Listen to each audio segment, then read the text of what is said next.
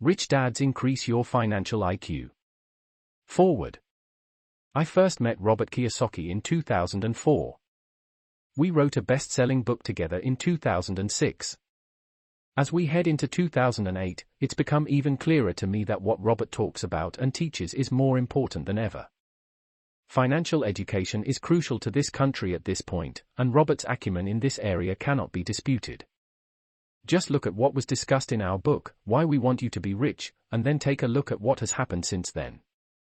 I'd say we knew what we were talking about.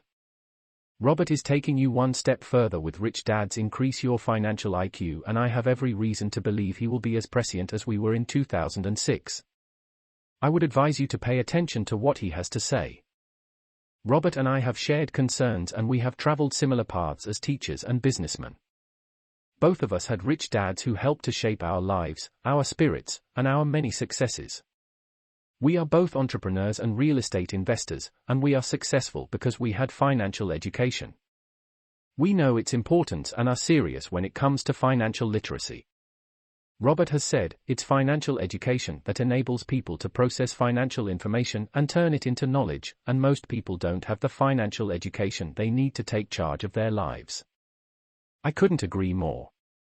One thing I noticed immediately about Robert is that he is not complacent. He's very successful already, because he loves what he's doing. That's another thing we have in common. That's fortunate for you, because he has a lot of very good advice to give. As I said in Why We Want You to Be Rich, what's the point of having great knowledge and keeping it to yourself? Robert answers that question with every book he writes, and you're lucky he's sharing it with you.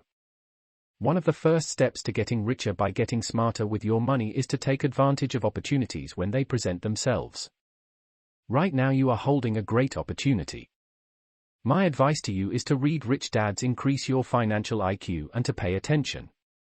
You will be on the right path to financial freedom and on the right path to big success. By the way, don't forget to think big. We'll see you in the winner's circle. Donald J. Trump. Author's note. Money is not evil.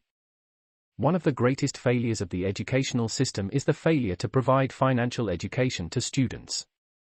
Educators seem to think that money has some sort of quasi-religious or cult-like taint to it, believing that the love of money is the root of all evil. As most of us know, it is not the love of money that is evil, it is the lack of money that causes evil. It is working at a job we hate that is evil. Working hard yet not earning enough to provide for our families is evil. For some, being deeply in debt is evil. Fighting with people you love over money is evil. Being greedy is evil. And committing criminal or immoral acts to get money is evil. Money by itself is not evil. Money is just money. Your house is not an asset. The lack of financial education also causes people to do stupid things or be misled by stupid people.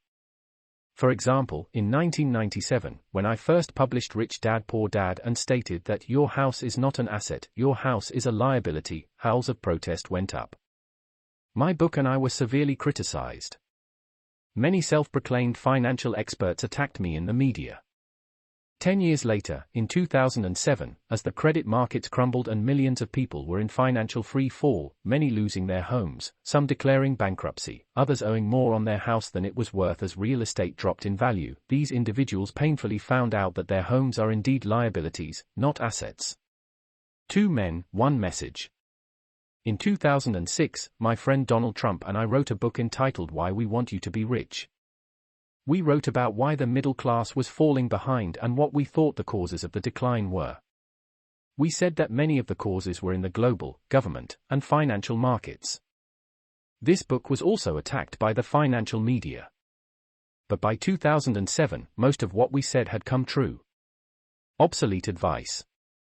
Today, many financial experts continue to recommend, work hard, save money, get out of debt, live below your means, and invest in a well-diversified portfolio of mutual funds.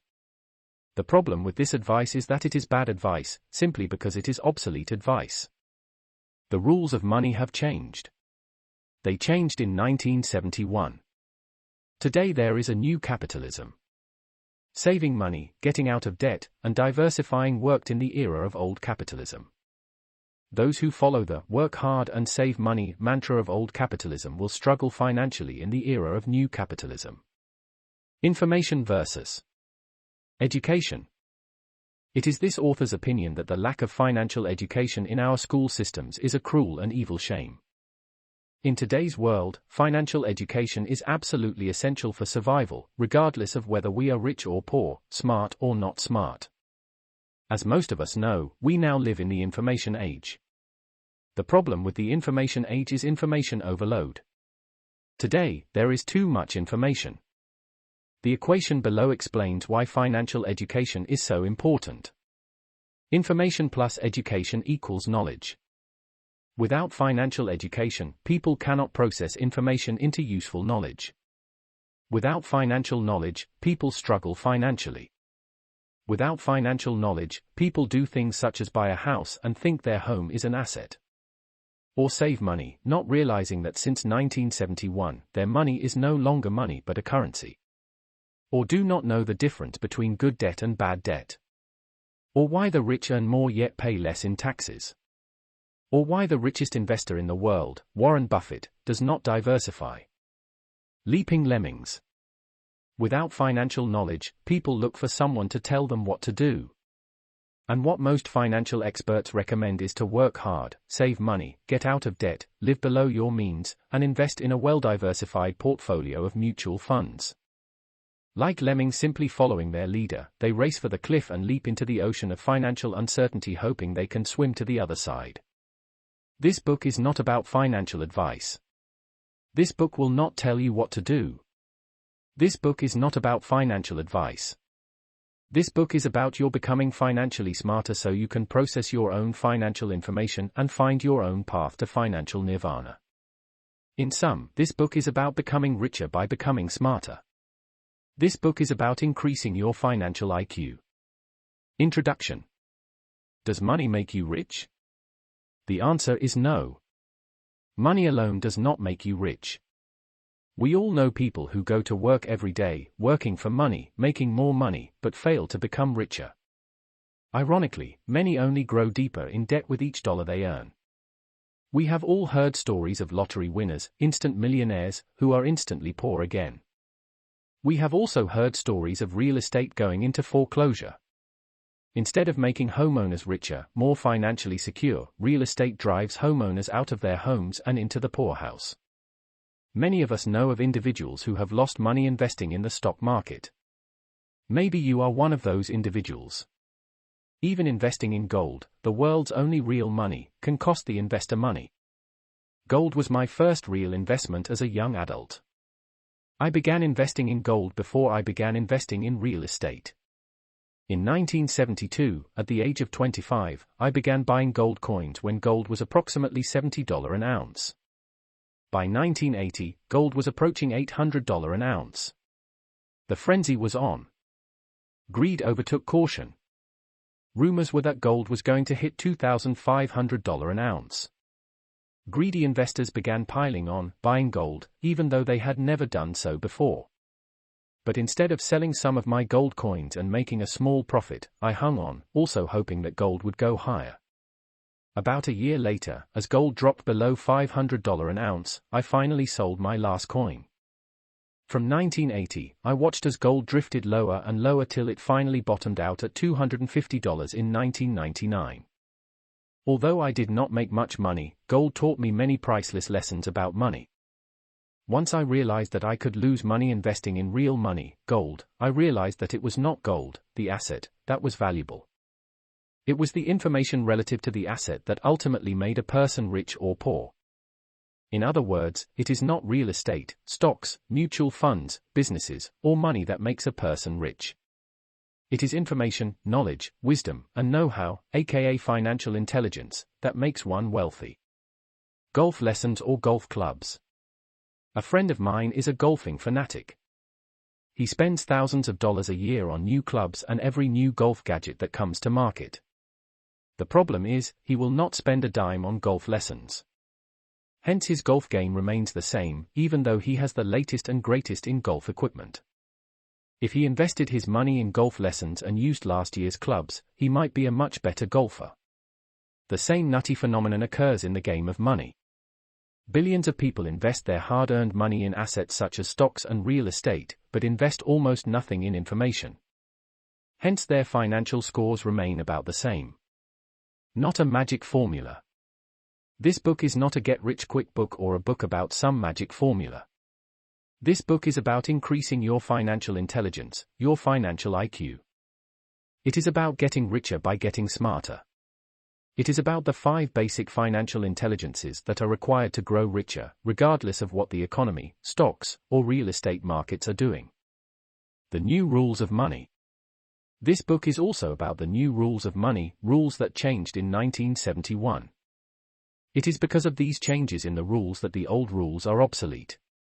One of the reasons why so many people are struggling financially is because they continue to operate according to the old rules of money, old rules such as work hard, save money, get out of debt, invest for the long term in a well-diversified portfolio of stocks, bonds, and mutual funds. This book is about playing by the new rules of money, but to do so requires increasing your financial intelligence and your financial IQ. After reading this book, you will be better able to determine if it is better for you to play by the old rules or the new rules of money. Finding your financial genius. Chapter 9 of this book is about finding your financial genius by utilizing all 3 parts of your brain. As most of us know, the 3 parts of our brain are the left, right, and subconscious brain. The reason most people do not become rich is because the subconscious brain is the most powerful of the 3 parts. For example, people may study real estate and know exactly what to do via their left and right brains, but the powerful subconscious part of their brains can take control, saying, "Oh, that's too risky. What if you lose your money? What if you make a mistake?" In this example, the emotion of fear is causing the subconscious brain to work against the desires of the left and right brain. Simply said, to develop your financial genius, it is important to first know how to get all 3 parts of your brain to work in harmony rather than against each other. This book will explain how you can do that. In short, many people believe that it takes money to make money. This is not true. Always remember that if you can lose money investing in gold, you can lose money in anything. Ultimately, it is not gold, stocks, real estate, hard work, or money that makes you rich. It is what you know about gold, stocks, real estate, hard work, and money that makes you rich. Ultimately, it is your financial intelligence, your financial IQ, that makes you rich. Please read on and become richer by becoming smarter. Chapter 1. What is financial intelligence? When I was 5 years old, I was rushed to the hospital for emergency surgery. As I understand it, I had a serious infection in my ears, a complication from chicken pox. Although it was a frightening experience, I have a cherished memory of my dad, my younger brother, and my 2 sisters standing on the lawn outside the hospital window waving to me as I lay in bed recovering. My mom was not there. She was at home, bedridden, struggling with a weak heart. Within a year, my younger brother was taken to the hospital after falling from a ledge in the garage and landing on his head. My younger sister was next. She needed an operation on her knee. And the youngest, my sister Beth, a newborn baby, had a severe skin disorder that continually baffled the doctors. It was a tough year for my dad, and he was the only one out of 6 not to succumb to a medical challenge. The good news is that we all recovered and lived healthy lives. The bad news was the medical bills that kept coming. My father may not have become ill that year, but he did contract a crippling malady, overwhelming medical debt. At the time, my dad was a graduate student at the University of Hawaii. He was brilliant in school, receiving his bachelor's degree in just 2 years, and had dreams of one day becoming a college professor. Now with a family of 6, a mortgage, and high medical bills to pay, he let go of his dream and took a job as an assistant superintendent of schools in the little town of Hilo, on the big island of Hawaii. Just so he could afford to move our family from one island to another, he had to get a loan from his own father. It was a tough time for him and for our family. Although he did achieve tremendous professional success and was finally awarded his doctorate degree, I suspect not realizing his dream of becoming a college professor haunted my father until his dying days. He often said, "When you kids are out of the house, I'm going back to school and doing what I love, teaching." Instead of teach, however, he eventually became the superintendent of education for the state of Hawaii, an administrative post, and then ran for lieutenant governor and lost. At the age of 50, he was suddenly unemployed. Soon after the election, my mom suddenly died at the age of 48 due to her weak heart. My father never recovered from that loss. Once again, money problems piled up. Without a job, he decided to withdraw his retirement savings and invested in a national ice cream franchise. He lost all his money. As he grew older, my father felt he was left behind by his peers. His life's career was over. Without his job as the head of education, his identity was gone. He grew angrier at his rich classmates who had gone into business rather than education as he did. Lashing out, he often said, "I dedicated my life to educating the children of Hawaii, and what do I get? Nothing. My fat cat classmates get richer, and what do I get? Nothing." I will never know why he did not go back to the university to teach. I believe it was because he was trying very hard to become rich quickly and to make up for lost time. He wound up chasing flaky deals and hanging out with fast-talking con men. None of his get-rich-quick ventures succeeded. If not for a few odd jobs and social security, he might have had to move in with one of the kids. A few months before he died of cancer at the age of 72, my father pulled me close to his bedside and apologized for not having much to leave his children. Holding his hand, I put my head on his hand and we cried together. Not enough money. My poor dad had money problems all his life. No matter how much money he made, his problem was not enough money. His inability to solve that problem caused him great pain up till he died. Tragically, he felt inadequate, both professionally and as a father. Being from the world of academics, he did his best to push his financial problems aside and dedicate his life to a higher cause than money. He did his best to assert that money did not matter, even when it did. He was a great man, a great husband and father, and a brilliant educator, yet it was this thing called money that often called the shots, silently hounded him, and, sadly, towards the end, was the measure he used to evaluate his life. As smart as he was, he never solved his money problems. Too much money. My rich dad, who began to teach me about money at the age of 9, also had money problems. He solved his money problems differently than my poor dad. He acknowledged that money did matter, and because he realized that, he strove to increase his financial intelligence at every chance. To him that meant tackling his money problems head-on and learning from the process. My rich dad was not nearly as academically smart as my poor dad, but because he solved his money problems differently and increased his financial intelligence, my rich dad's money problem was too much money. Having two dads, one rich and one poor, I learned that rich or poor, we all have money problems. The money problems of the poor are 1. Not having enough money. 2. Using credit to supplement money shortages. 3. The rising cost of living. 4. Paying more in taxes the more they make. 5. Fear of emergencies. 6. Bad financial advice. 7. Not enough retirement money. The money problems of the rich are 1. Having too much money. 2. Needing to keep it safe and invested. 3. Not knowing whether people like them or their money. 4. Needing smarter financial advisors. 5. Raising spoiled kids. 6. Estate and inheritance planning. 7. Excessive government taxes. My poor dad had money problems all his life.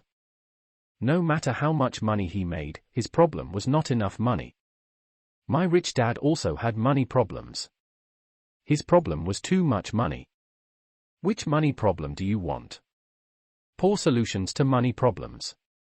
Learning at an early age that we all have money problems, no matter how rich or how poor we are, was a very important lesson for me. Many people believe that if they had a lot of money, their money problems would be over. Little do they know that having lots of money just causes even more money problems. One of my favorite commercials is for a financial services company and starts with the rapper MC Hammer dancing with beautiful women, a Bentley and a Ferrari, and a grossly oversized mansion behind him. In the background, high-end specialty goods are being moved into the mansion. MC Hammer's one-hit wonder, "You Can't Touch This," is playing as all this is happening.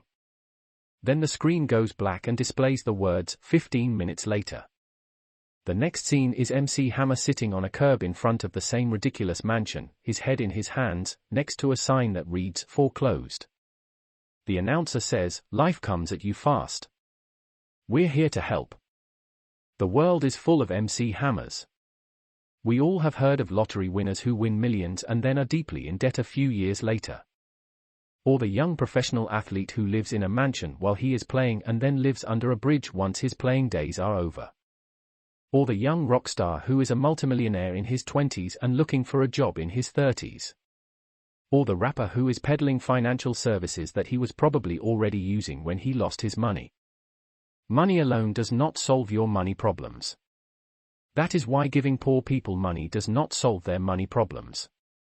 In many cases, it only prolongs the problem and creates more poor people. Take for instance the idea of welfare. From the time of the Great Depression until 1996, the government guaranteed money to the nation's poor regardless of personal circumstance. All you had to do was qualify for the poverty requirements to receive a government check, perpetually. If you showed initiative, got a job, and earned more than the poverty requirement, the government cut off your benefits. Of course, the poor then had other costs associated with working that they didn't have before, such as uniforms, child care, transportation, etc. In many cases they ended up with less money than before they had a job, and less time. The system benefited those who were lazy and punished those who showed initiative. The system created more poor people. Hard work doesn't solve money problems. The world is filled with hardworking people who have no money to show for it, hardworking people who earn money, yet grow deeper in debt, needing to work even harder for even more money. Education does not solve money problems. The world is filled with highly educated poor people. They are called socialists. A job does not solve money problems. For many people, the letters JOB stand for just over broke. There are millions who earn just enough to survive but cannot afford to live. Many people with jobs cannot afford their own home, adequate health care, education, or even set aside enough money for retirement. What solves money problems? Financial intelligence solves money problems. In simple terms, financial intelligence is that part of our total intelligence we use to solve financial problems. Some examples of very common money problems are: 1. I don't earn enough money. 2. I'm deeply in debt. 3. I can't afford to buy a home.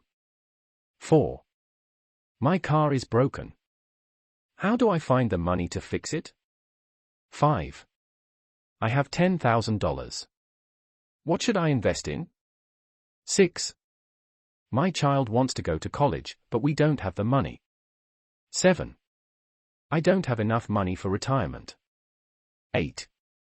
I don't like my job, but I can't afford to quit. 9. I'm retired, and I'm running out of money. 10. I can't afford the surgery. Financial intelligence solves these and other money problems. Unfortunately, if our financial intelligence is not developed enough to solve our problems, the problems persist. They don't go away. Many times they get worse, causing even more money problems. For example, there are millions of people who do not have enough money set aside for retirement. If they fail to solve that problem, the problem will get worse, as they grow older and require more money for medical care. Like it or not, money does affect lifestyle and quality of life, as well as afford conveniences and hassle-free choices. The freedom of choice that money offers can mean the difference between hitchhiking or taking the bus, or traveling by private jet. Solving money problems makes you smarter. When I was a young boy, Rich Dad said to me, money problems make you smarter if you solve the problem. He also said, if you solve your money problem, your financial intelligence grows. When your financial intelligence grows, you become richer. If you do not solve your money problem, you become poorer. If you do not solve your money problem, that problem often grows into more problems. If you want to increase your financial intelligence, you need to be a problem solver. If you don't solve your money problems, you will never be rich. In fact, you will become poorer the longer the problem persists. Rich Dad used the example of having a toothache to illustrate what he meant by a problem leading to other problems. He said, having a money problem is like having a toothache. If you do not handle the toothache makes you feel bad. If you feel bad, you may not do well at work because you are irritable. Not fixing the toothache can lead to further medical complications because it is easy for germs to breed and spread from your mouth.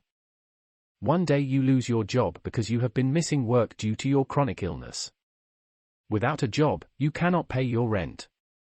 If you fail to solve the problem of rent money, you are on the street, homeless, in poor health, eating out of garbage cans, and you still have the toothache. While an extreme example, that story stayed with me. I realized at a young age the importance of solving problems, and the domino effect caused from not solving a problem. Many people do not solve their financial problems when they are small and at the toothache stage. Instead of solving the problem, they make it worse by ignoring it or not solving the root of the problem. For example, when short of money, many people use their credit cards to cover the shortfall.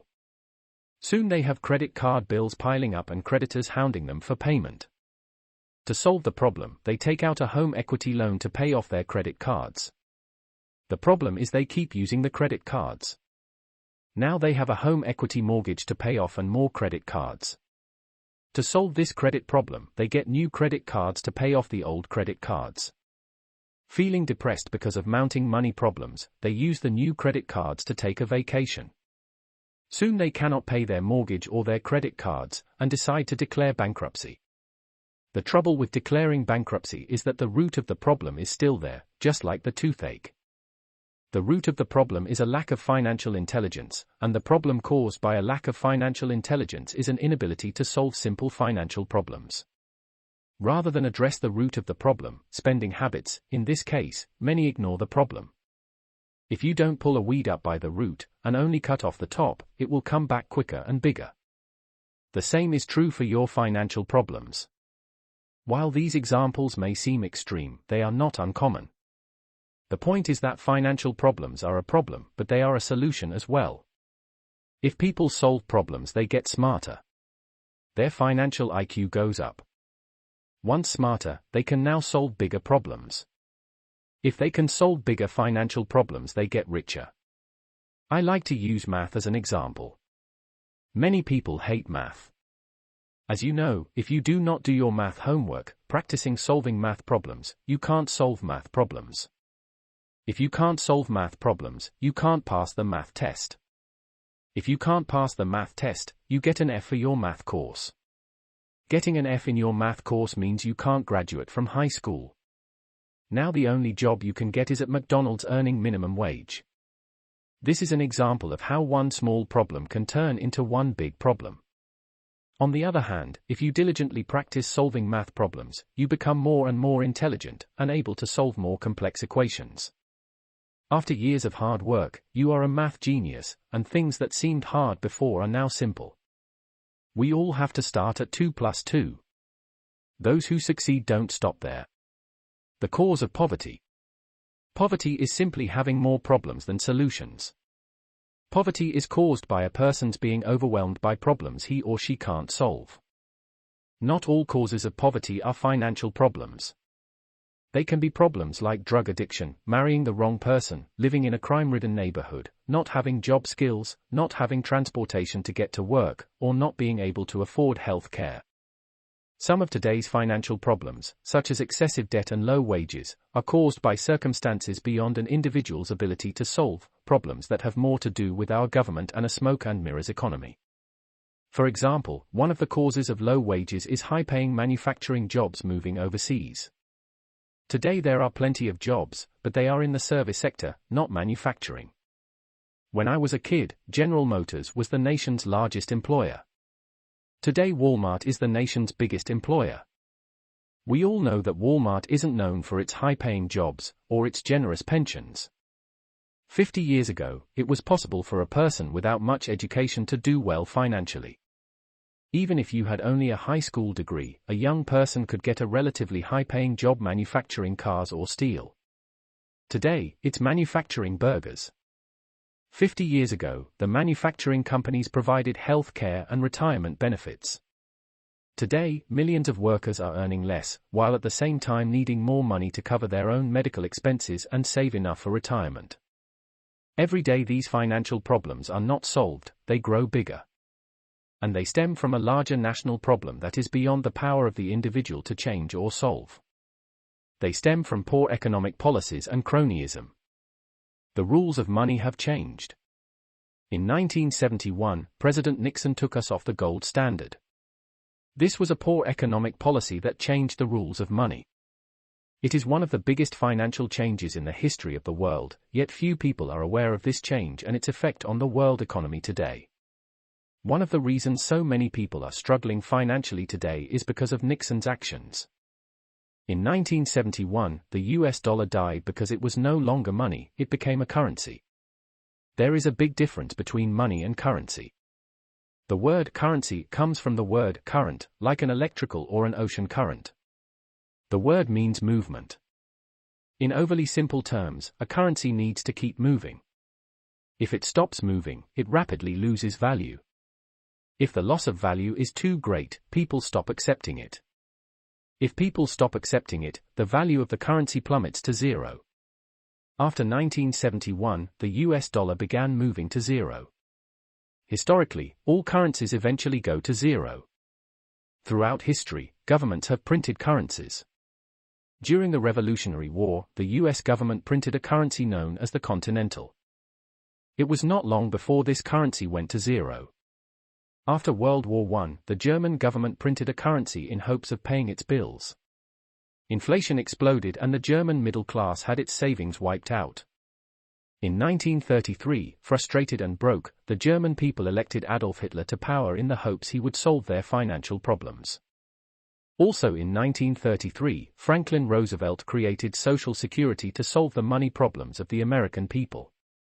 Although very popular, Social Security and Medicare are financial disasters about to erupt into massive financial problems.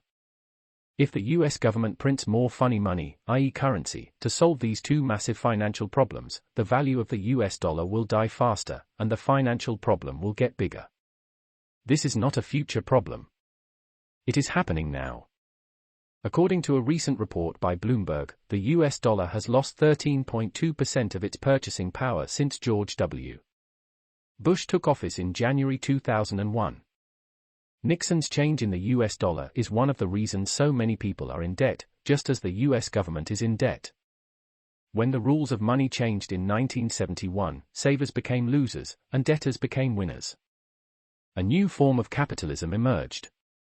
Today, when I hear people saying, "You need to save more money," or "save for retirement," I wonder if the person realizes that the rules of money have changed. Under the old rules of capitalism, it was financially smart to save money. But in the new capitalism, it's financial insanity to save a currency. It makes no sense to park your currency. In the new capitalism, currency must keep moving. If a currency stops flowing, it becomes worth less and less. A currency, like an electrical current, must move from asset to asset as quickly as possible. A currency's purpose is to acquire assets that are either appreciating in value or producing cash flow. A currency must move quickly to acquire real assets with real value because the currency itself is rapidly declining in value. Prices of real assets such as gold, oil, silver, housing, and stocks inflate in price because the value of the currency is declining. Their inherent value does not change, only the amount of currency it takes to acquire them. Gresham's law states, when bad money comes into circulation, good money goes into hiding. In 1971, the US began flooding the world with funny money, bad money. In the new capitalism, it actually makes more sense to borrow today and pay back with cheaper dollars tomorrow. The US government does it. Why shouldn't we do it? The US government is in debt. Why shouldn't we be in debt? When you cannot change a system, the only way to succeed is to manipulate it. Because of the 1971 change in money, housing prices have soared as the purchasing power of the dollar has plunged. Stock markets rise because investors are seeking safe havens for their dollars. While economists call this inflation, it's really devaluation. It makes homeowners feel more secure because their home's value appears to go up. In reality, the purchasing power of the dollar goes down as the net worth of homeowners appears to go up. Higher home prices and lower wages, however, make it harder for young people to buy their first home. If young people do not recognize that the rules of money have changed, they will be far worse off than their parents as the US currency continues to devalue. Another change in the rules of money. Another change in the rules of money occurred in 1974. Prior to 1974, businesses took care of an employee's retirement. They guaranteed the retiree a paycheck for as long as the retiree lived. As you probably already know, that is not the case any longer. Pension plans that pay an employee for life are called defined benefit, or DB, pension plans. Today, very few companies offer these plans. They are simply too expensive. After 1974, a new type of pension plan emerged, the defined contribution, DC, plan. Today such plans are known as 401(k)s, IRAs, KIOs, etc. Simply put, a DC plan has no guarantee of a paycheck for life. You only get back what you and your employer contribute if you and your employer contribute anything. The newspaper USA Today found in a survey that the greatest fear in America today is not terrorism, but the fear of running out of money during retirement. One of the reasons for this pervasive fear can be traced back to the 1974 change in the rules of money. And the fear is valid. The US education system doesn't equip its citizens with the financial knowledge required to successfully invest for retirement. If schools teach anything about money, they teach kids to balance their checkbooks, pick a few mutual funds, and pay bills on time, hardly enough financial education to handle the financial problems we face. Beyond that, most people don't realize that the rules of money have changed and that if they are savers, they are losers.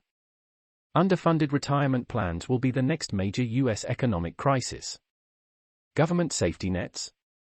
This lack of a secure financial future led to Social Security and Medicare, government safety nets created to solve financial problems for people who do not know how to solve their own problems.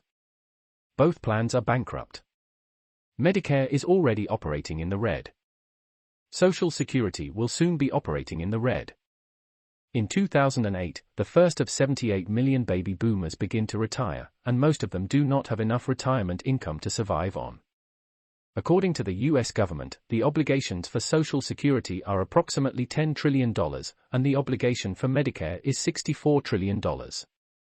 If these numbers are accurate, that means the $74 trillion owed to retirees by the US government is more money than all the money available in all the world's stock markets.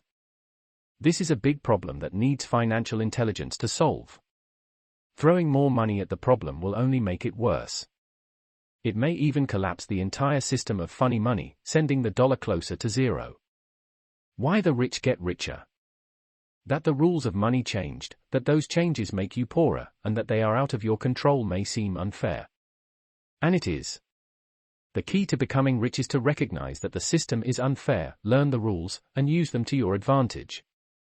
This takes financial intelligence, and financial intelligence can only be achieved by solving financial problems. Rich Dad said, "The rich get richer because they learn to solve financial problems." The rich see financial problems as opportunities to learn, to grow, to become smarter, and to become richer. The rich know that the higher their financial IQ, the bigger the problem they can handle, hence the more money they make. Instead of running, avoiding, or pretending money problems do not exist, the rich welcome financial problems because they know that problems are opportunities to become smarter. That is why they get richer. How the poor handle money problems. When it came to describing the poor, Rich Dad said, "The poor see money problems only as problems. Many feel they are victims of money. Many feel they are the only ones with money problems. They think that if they had more money, their money problems would be over. Little do they know that their attitude towards money problems is the problem. Their attitude creates their money problems. Their inability to solve, or avoidance of them, only prolongs their money problems and makes them bigger. Instead of becoming richer, they become poorer. Instead of increasing their financial IQ, the only thing the poor increase is their financial problems." How the middle class handle money problems. While the poor are the victims of money, the middle class are prisoners of money. In describing the middle class, Rich Dad said, "The middle class solve their money problems differently. Instead of solving the money problem, they think they can outsmart their money problems. The middle class will spend money to go to school, so they can get a secure job. Most are smart enough to earn money and put up a firewall, a buffer zone, between them and their money problems. They buy a house, commute to work, play it safe, climb the corporate ladder, and save for retirement by buying stocks, bonds, and mutual funds. They believe their academic or professional education is enough to insulate them from the cruel, harsh world of money. At the age of 50, said Rich Dad, many middle-aged people discover that they are a prisoner in their own office. Many are valued employees. They have experience. They earn enough money and have enough job security. Yet deep down they know they are trapped financially, and they lack the financial intelligence to escape from their office prison. They look forward to surviving 15 more years when, at age 65, they can retire and then begin to live, on a leaner budget, of course. Rich Dad said, the middle class think they outsmart their money problems by being smart academically and professionally. Most lack financial education, which is why most tend to value financial security rather than take on financial challenges. Instead of becoming entrepreneurs, they work for entrepreneurs. Instead of investing, they turn their money over to financial experts to manage their money. Instead of increasing their financial IQ, they stay busy, hiding in their offices. How the rich handle money problems. When looking at financial intelligence, it becomes easy to see that there are 5 core intelligences an individual must develop to become rich. This book is about those 5 financial intelligences. This book is also about integrity. When most people think of the word integrity, they think of it as an ethical concept. That is not what I mean when I use the word. Integrity is wholeness. According to Webster's, it is the quality or state of being complete or undivided. A person who has mastered the 5 financial intelligences I write about in this book has achieved financial integrity. When the rich have money problems, they use their financial integrity, developed through many years of facing and solving problems with the 5 financial intelligences, to solve those problems. If the rich don't know the answer to their money problems, they don't walk away and throw in the towel. They seek out experts who can help them solve their problems. In the process, they become financially more intelligent and are that much more equipped to solve the next problem when it comes around. The rich don't quit. They learn. And by learning, they grow richer. Solving other people's financial problems. Rich Dad also said, many people work for rich people, solving rich people's money problems. For example, an accountant goes to work to count the rich person's money. The salesperson sells the rich person's products. The office manager manages the rich person's business. The secretary answers the rich person's phones and treats the rich person's customers respectfully.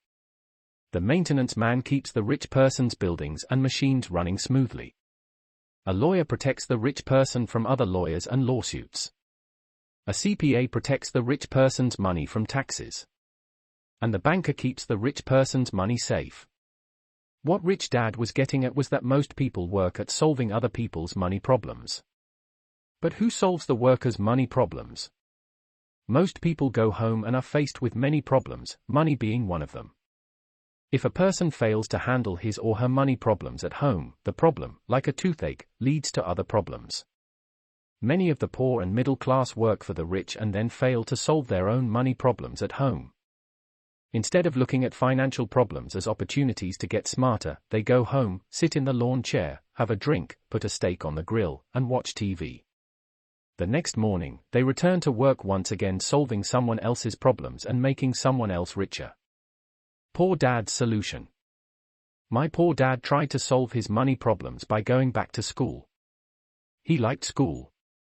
He did well in school, and felt safe. He obtained higher degrees, and became a PhD. With advanced degrees, he looked for a higher-paying job. He tried to outsmart his money problems by becoming academically and professionally smarter, but failed to become financially smarter. He was a well-educated, hard-working man.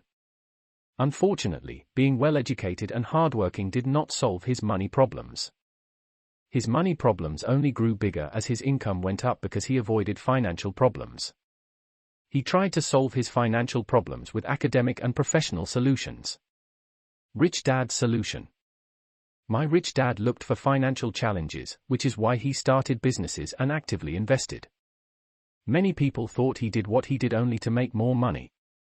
In reality, he did what he did because he loved financial challenges.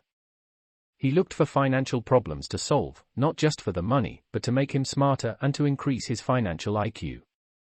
Rich Dad often used the game of golf as a metaphor to explain his money philosophy.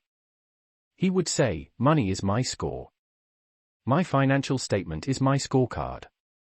Money and my financial statement tell me how smart I am and how well I am playing the game." Simply put, Rich Dad got richer because the game of money was his game, and he wanted to be the best he could be at his game. As he got older, he got better at his game. His financial IQ went up and the money poured in. Playing the game. In the following chapters, I will go into the 5 financial intelligences people need to develop if they want to increase their financial IQ and achieve financial integrity. While developing the 5 financial intelligences may not be easy and may take a lifetime to develop, the good news is that very few people know of the 5 financial intelligences, much less have the drive to develop their financial IQ and improve their score. Just by knowing these intelligences, you are better equipped than 95% of society to solve your money problems. Personally, my days are dedicated to increasing the 5 financial intelligences. For me, my financial education never stops. At the start, my process to increase my financial IQ was difficult and clumsy, just like my golf game. There was a lot of failure, a lot of money lost, a lot of frustration, and a lot of personal doubt. At first, my classmates made more money than me.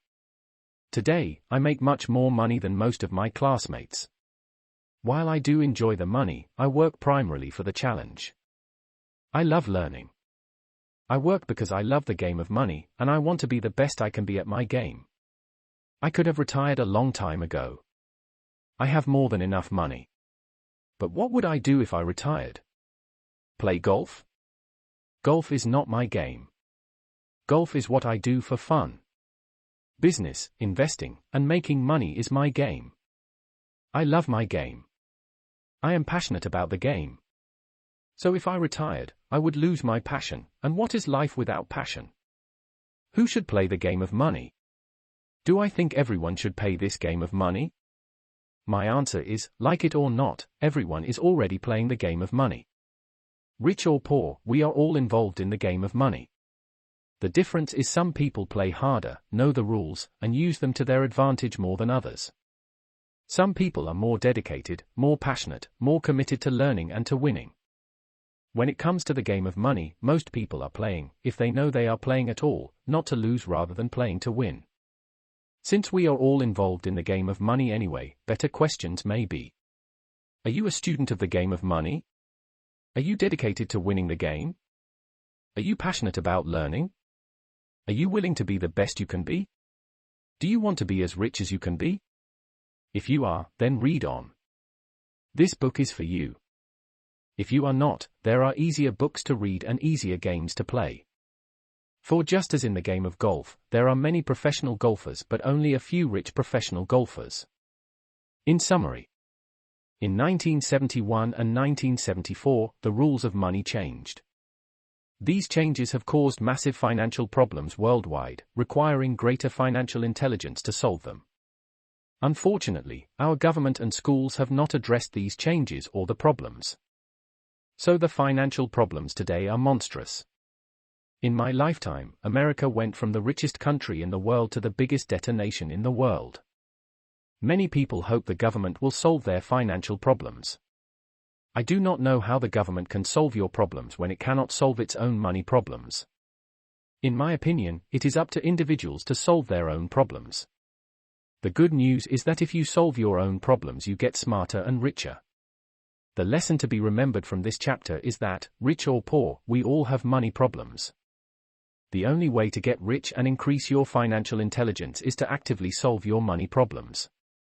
The poor and middle class tend to avoid or pretend they do not have money problems. The problem with this attitude is that their money problems persist, and their financial intelligence grows slowly, if at all. The rich take on financial problems. They know that solving financial problems makes them smarter and increases their financial IQ. The rich know that it is financial intelligence, not money, that ultimately makes you rich. The problem with the poor and middle class is they don't have enough money. The rich have the problem of too much money. Both are real and legitimate problems. The question is, which problem do you want? If you want the problem of having too much money, read on. Chapter 2. The 5 Financial IQs. There are 5 basic financial IQs. They are: Financial IQ number 1, making more money. Financial IQ number 2, protecting your money. Financial IQ number 3, budgeting your money. Financial IQ number 4, leveraging your money. Financial IQ number 5, improving your financial information. Financial intelligence versus financial IQ. Most of us know that a person with a mental IQ of 130 is supposedly smarter than a person with an IQ of 95.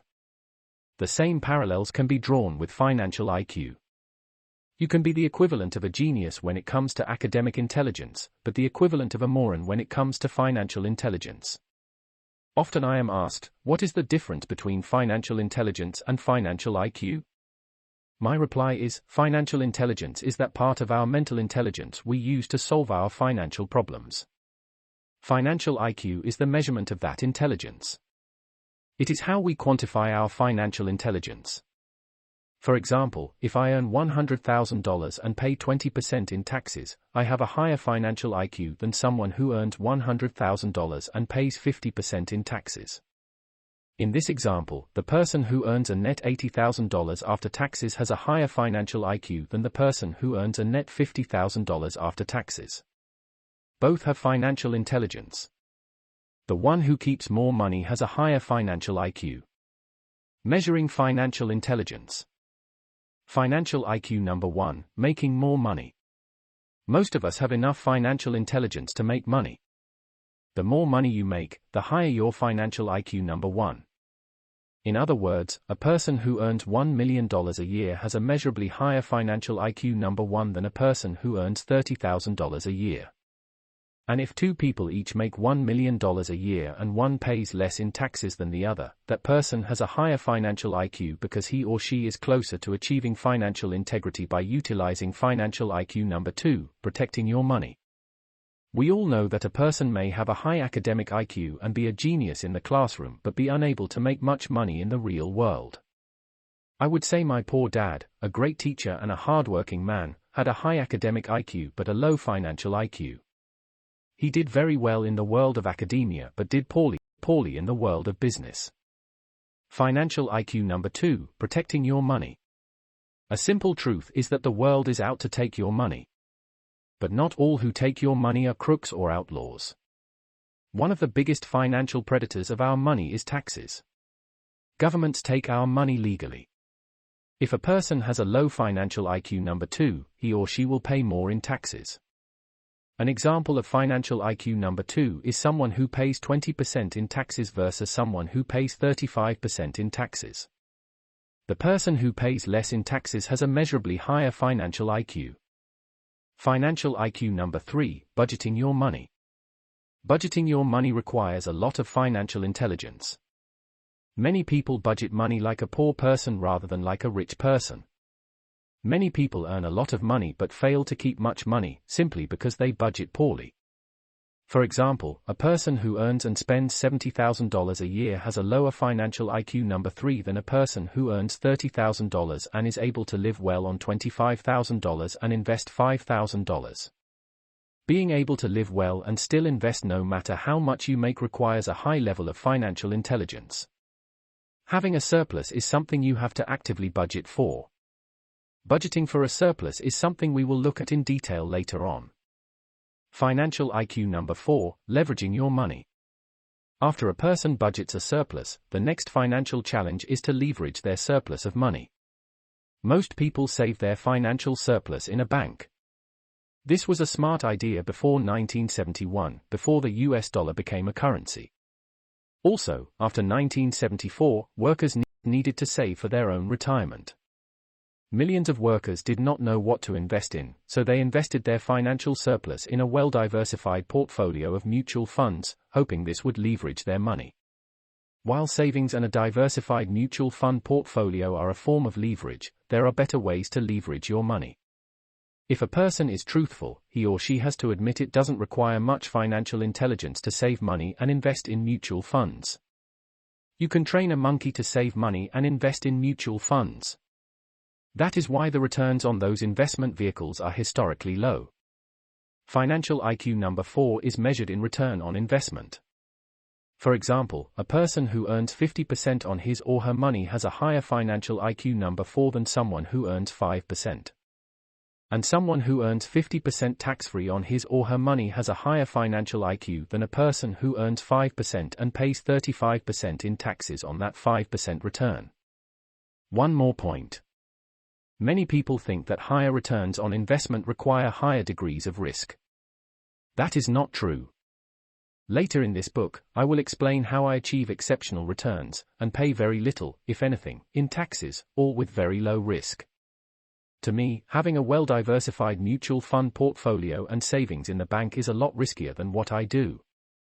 It is all a matter of financial intelligence. Financial IQ number 5, improving your financial information. There is a bit of wisdom that goes, you need to learn to walk before you can run. This is true with financial intelligence. Before people can learn how to earn exceptionally high returns on their money, financial IQ number 4, leveraging your money, they need to learn to walk, that is, to learn the basics and the fundamentals of financial intelligence. One of the reasons so many people struggle with financial IQ number 4, leveraging your money, is because they are taught to turn their money over to financial experts, such as their banker and their mutual fund manager. The problem with turning your money over to financial experts is that you fail to learn, fail to increase your financial intelligence, and fail to become your own financial expert. If someone else manages your money and solves your financial problems, you can't increase your financial intelligence. Actually, you are rewarding other people for theirs instead, with your money. It's easy to increase your financial intelligence if you have a strong foundation of financial information. But if your financial IQ is weak, then new financial information can be confusing and have seemingly little value. Remember my example of math geniuses still needing to start with 2 plus 2? One of the benefits of being dedicated to your financial education is that over time you will be better able to grasp more sophisticated financial information, just as mathematicians are able to do complex equations after years of practicing math problems. But, again, you need to learn to walk before you can run. Most of us have been in a class, lecture, or conversation where the information went right over our heads. Or we have been in a class where the information was so complex, attempting to grasp what was being said hurt our heads. This means either the teacher is a lousy teacher, or the student needs a little bit more basic information. Personally, I do pretty well when it comes to financial information. After years of study, I can sit in a room and understand most financial concepts. Yet when it comes to technology, I am a Technosaurus Rex. I am a dinosaur. I can barely use a cell phone or turn on a computer. Almost everything to do with technology goes right over my head. When it comes to technology IQ, mine is at the lowest level. The point is that we all have to start somewhere. If I tried to take a class on website design, I would be in serious trouble. You need to learn how to turn the computer on before you can try to design websites. The basic level of information required to succeed in the class would be above my head. My job in this book is to make financial information as simple as possible. My job is to promote the financial understanding of some very complex financial strategies. In this book, my promise to you is that I write only about things I have done or am currently doing. As you know, there are many teachers and authors who tell you what you should be doing, but don't do what they are advising. Many financial experts and teachers do not really know if what they talk or write about actually works. In other words, many people do not walk their talk. For example, many financial experts advise saving money and investing in a well-diversified portfolio of mutual funds. The problem with that advice is most advisors don't know if it will work over time. It sounds good. It's simple to do. It doesn't require much financial intelligence to follow this advice. My question is, will the advice work? Will the financial advisor guarantee you that this strategy will make you financially secure? What if the dollar plunges to zero and wipes out your savings? What if the stock market crashes as it did in 1929? Will a well-diversified mutual fund portfolio survive a stock market panic and meltdown? What if inflation goes through the roof because the purchasing power of the dollar plunges and a quart of milk is $100? Could you afford it?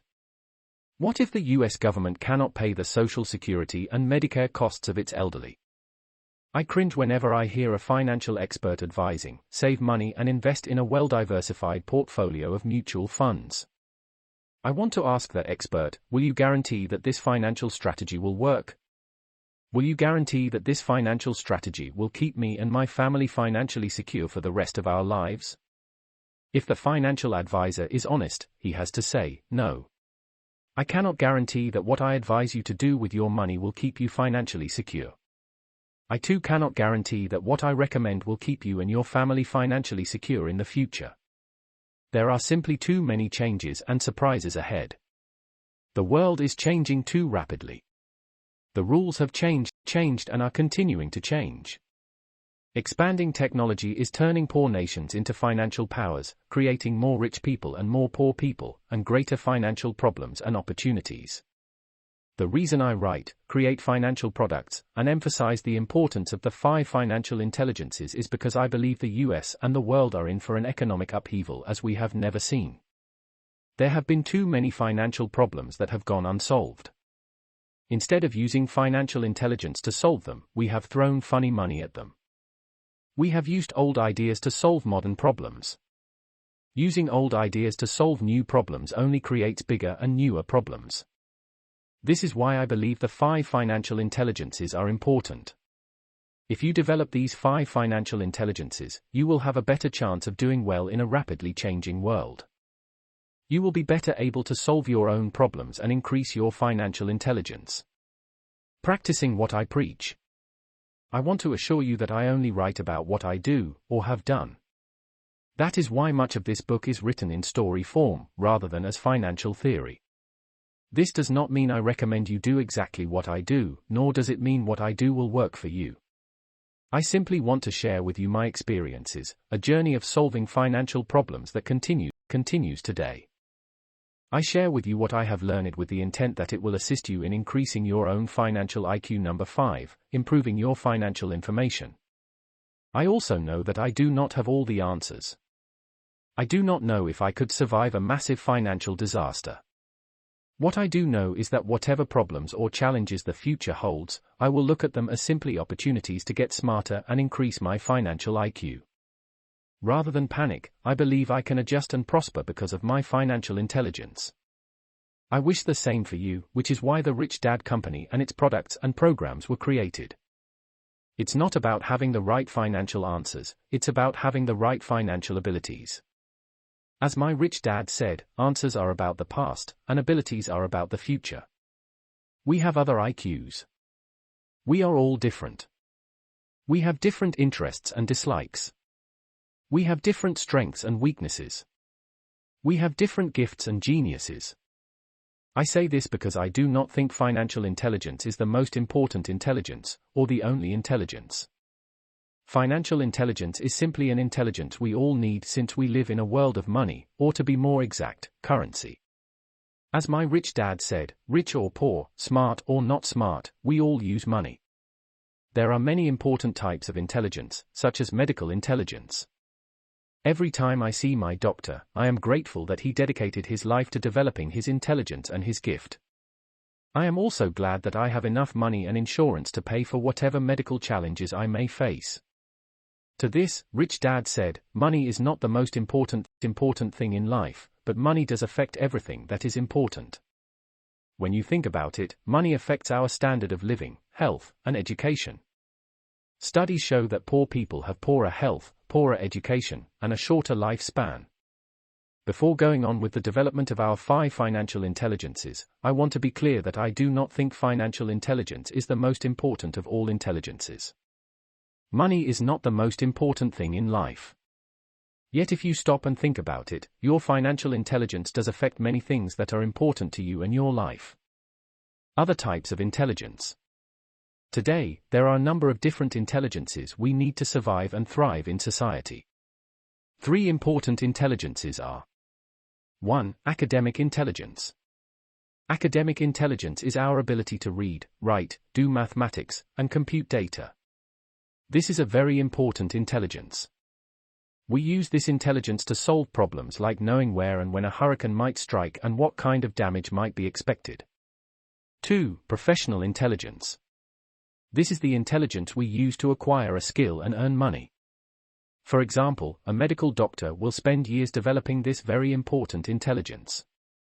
A doctor's skill will earn them a substantial income and solve many people's problems. In simple terms, professional intelligence is the intelligence we use to solve people's problems, and people are willing to pay money for those solutions.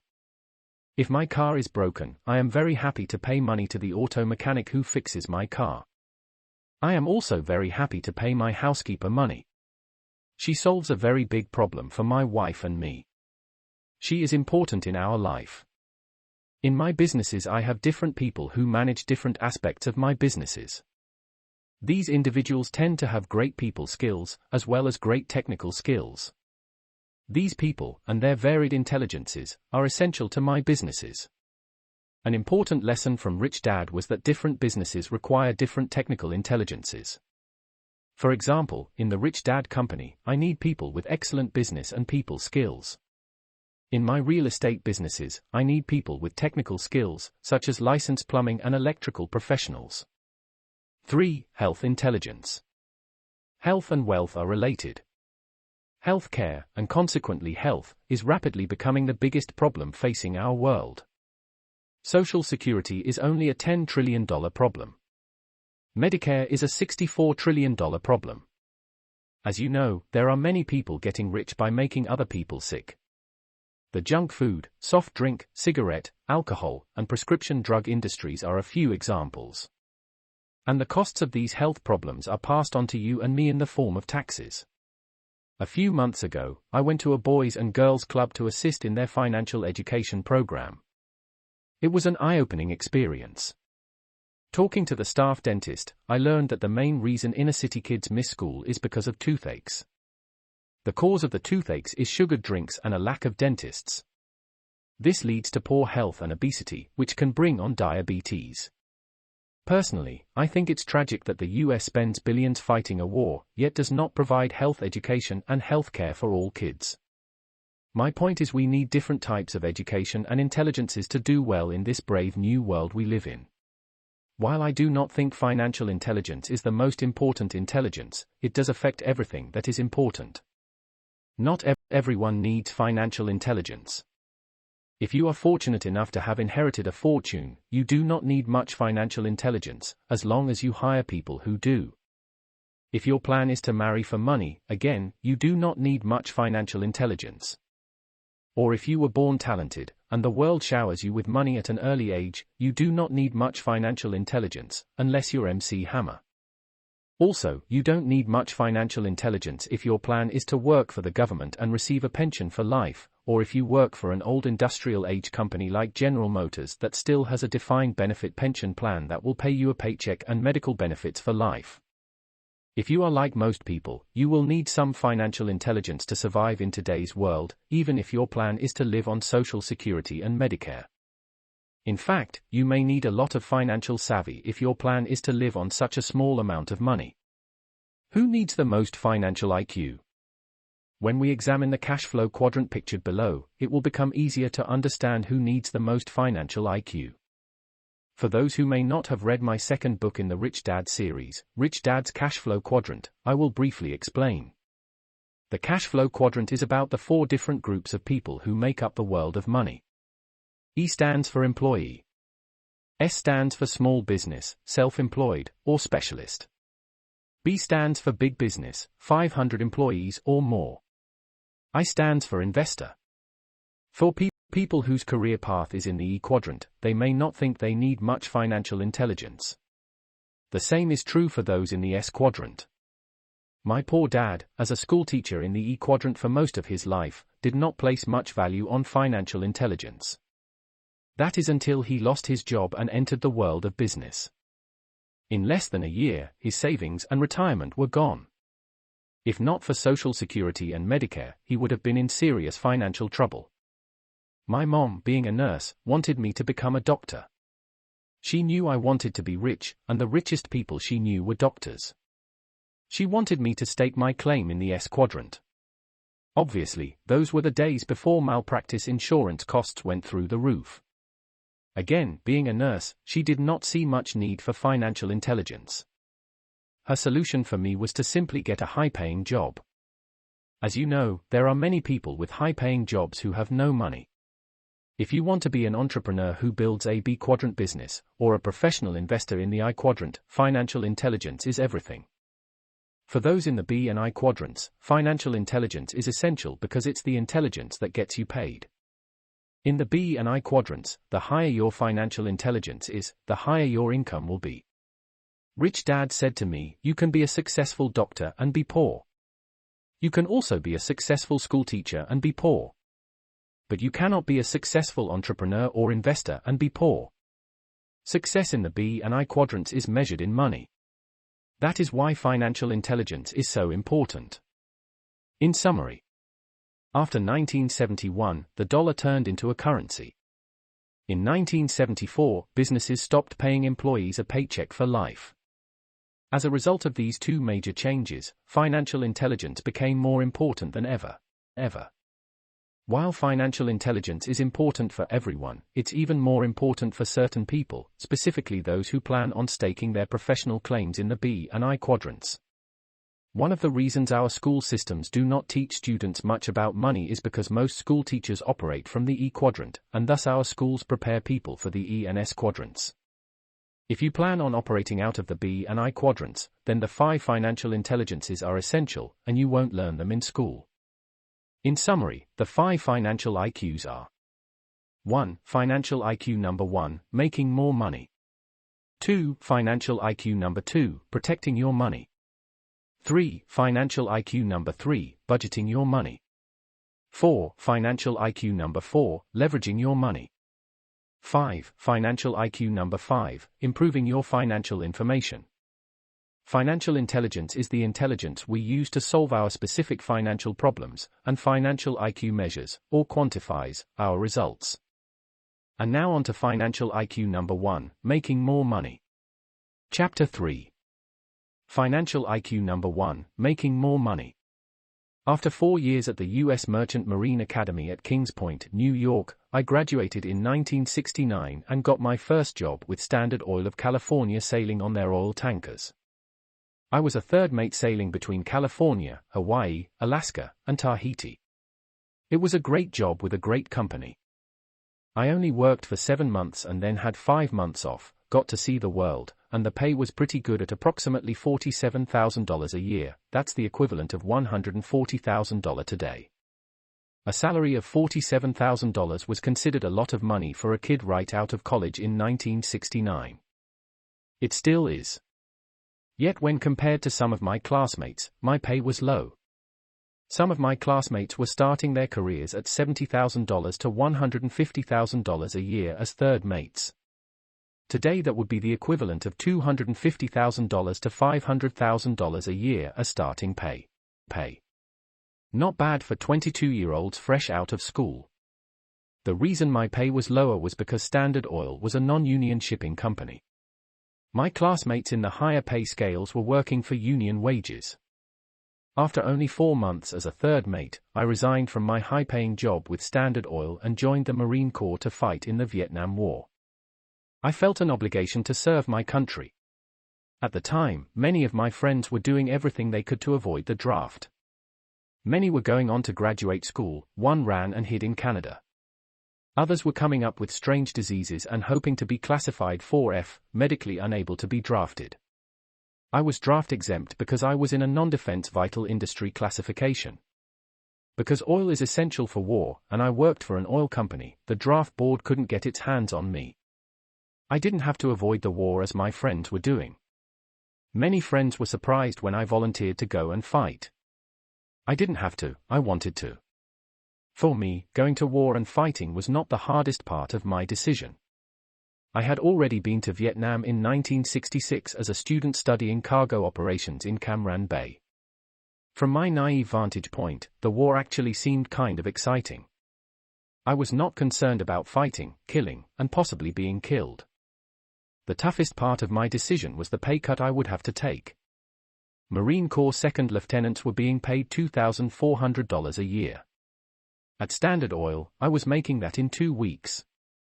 On top of that, when you factor in that I was working only 7 months a year with 5 months vacation, I was giving up a lot.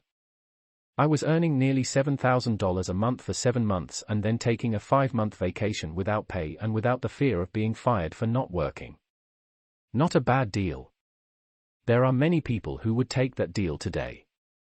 Being a great patriotic company, Standard Oil was very understanding when I informed them that I was leaving to serve my country.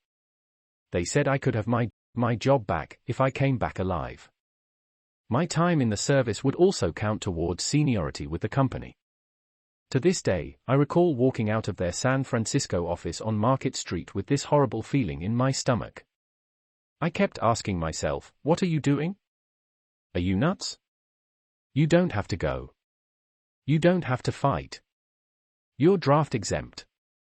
After 4 years of school, you're finally making a lot of money. With the thought of going from earning $4,000 a month to $200 a month rattling in my head, I nearly turned around to ask for my job back.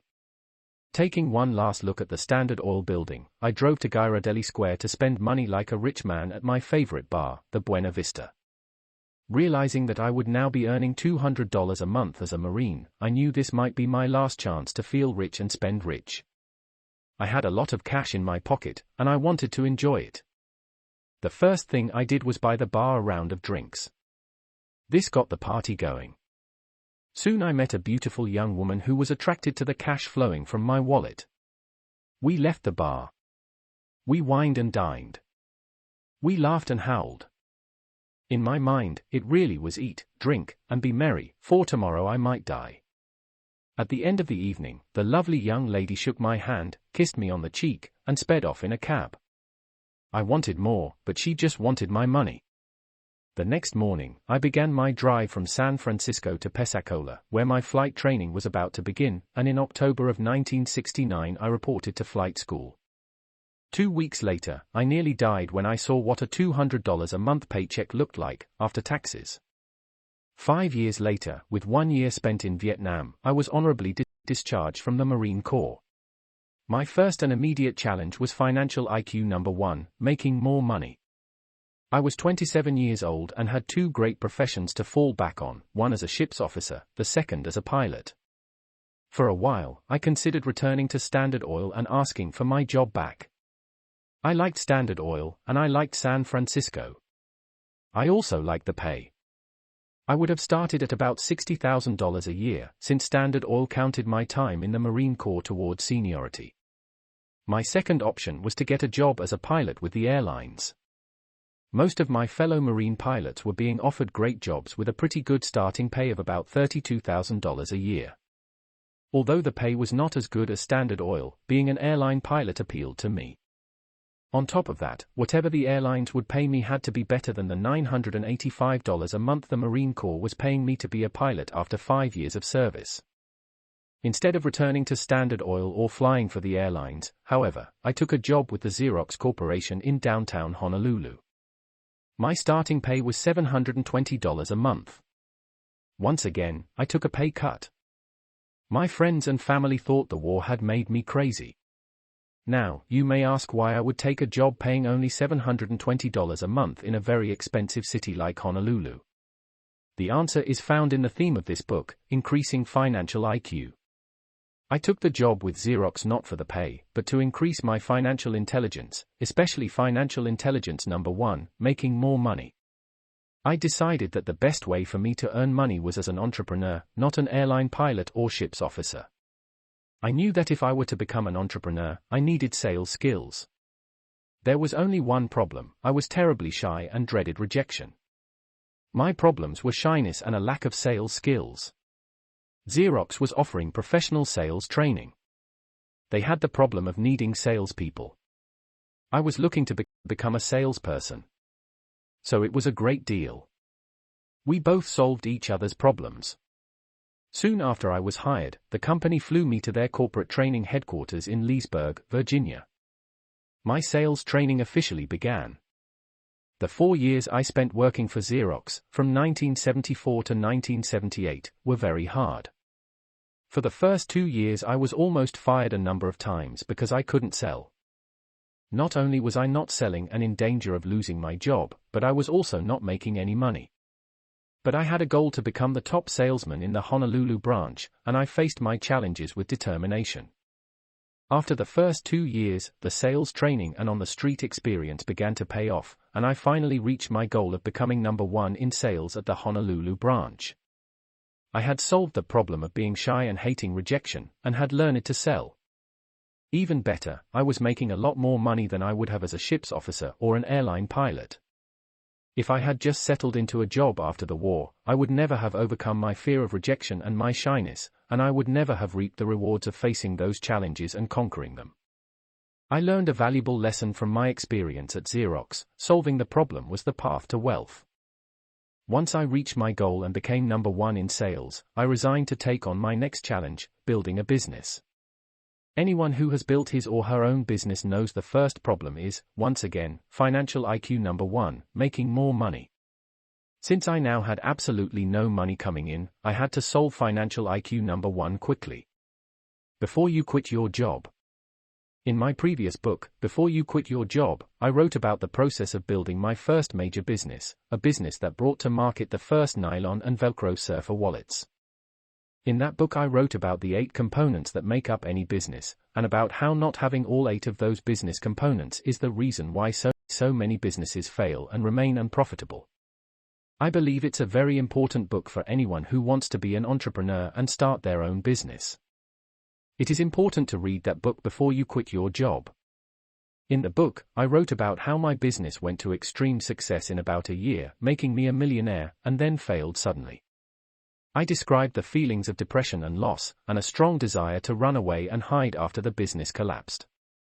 I was deeply in debt and facing the biggest financial problem of my life up to that point. Rich Dad, however, encouraged me to face my problems and rebuild the business instead of run and declare bankruptcy.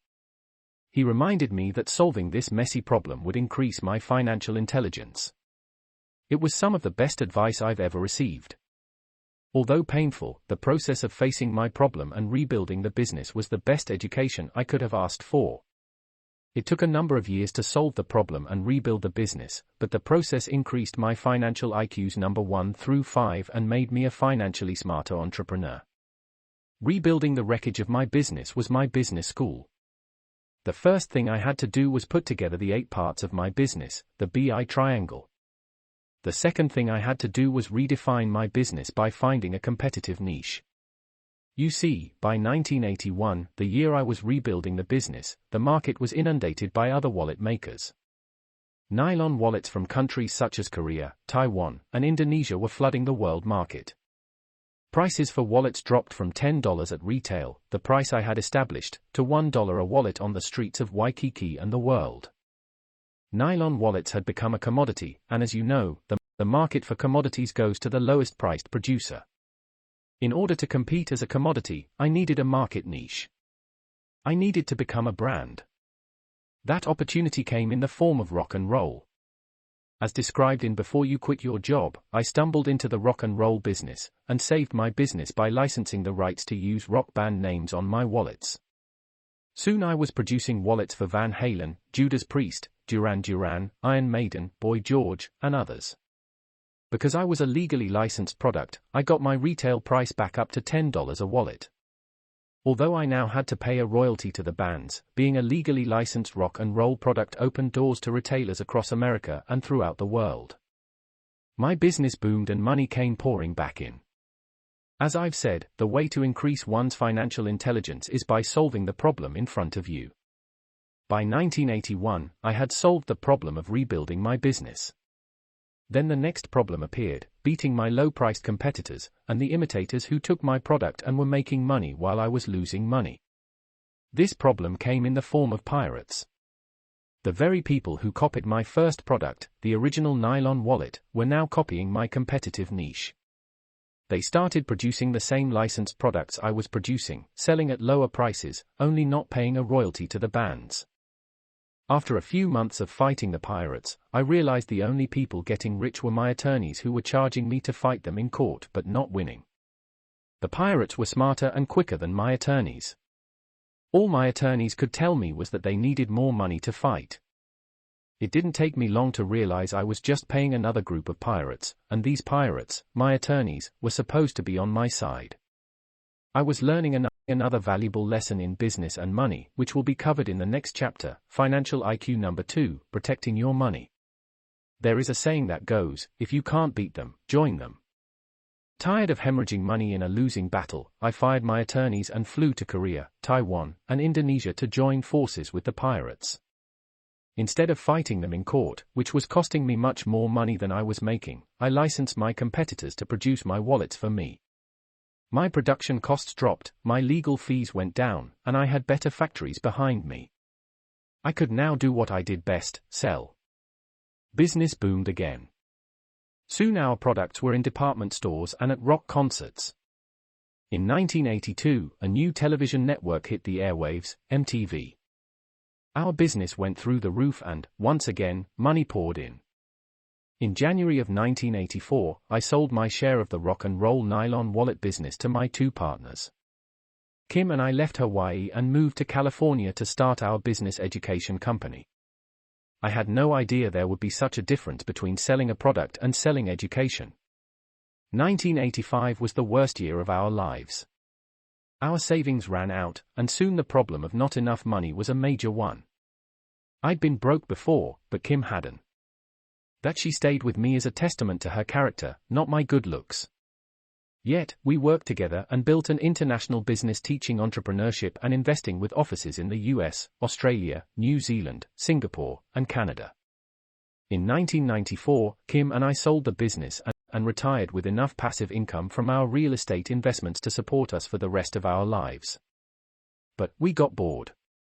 After our brief retirement, Kim and I produced our board game Cash Flow in 1996, and Rich Dad Poor Dad was released as a self-published book in 1997. In mid-2000, Oprah Winfrey had me on her program for an hour, and the rest is history.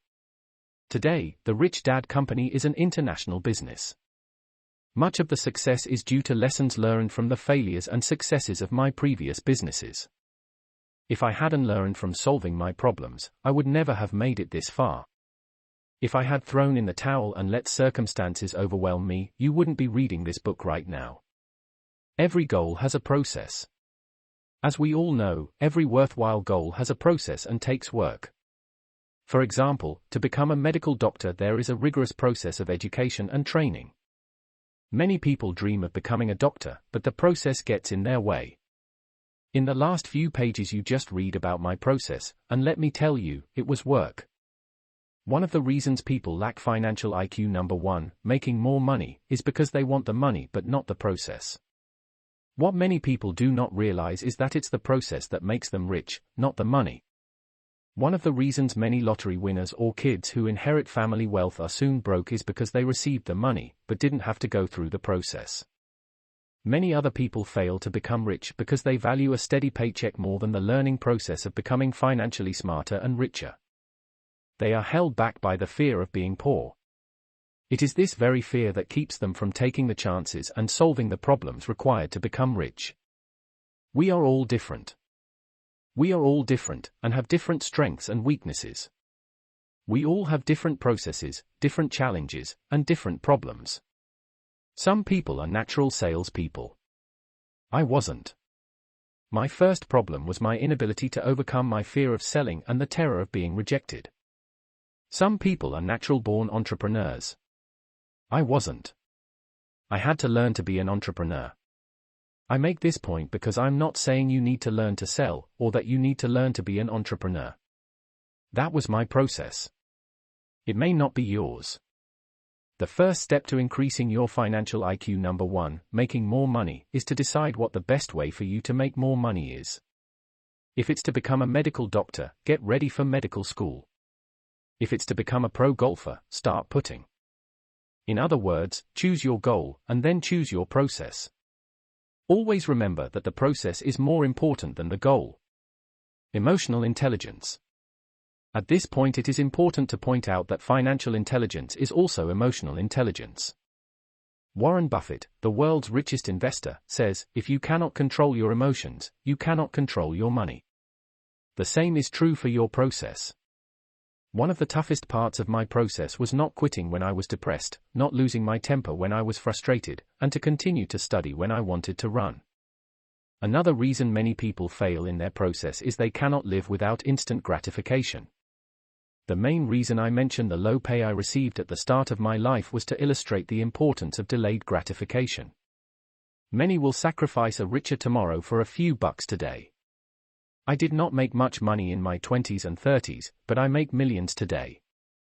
Controlling the highs and lows of my emotions, and delaying short-term gratification, was essential in developing my financial intelligence.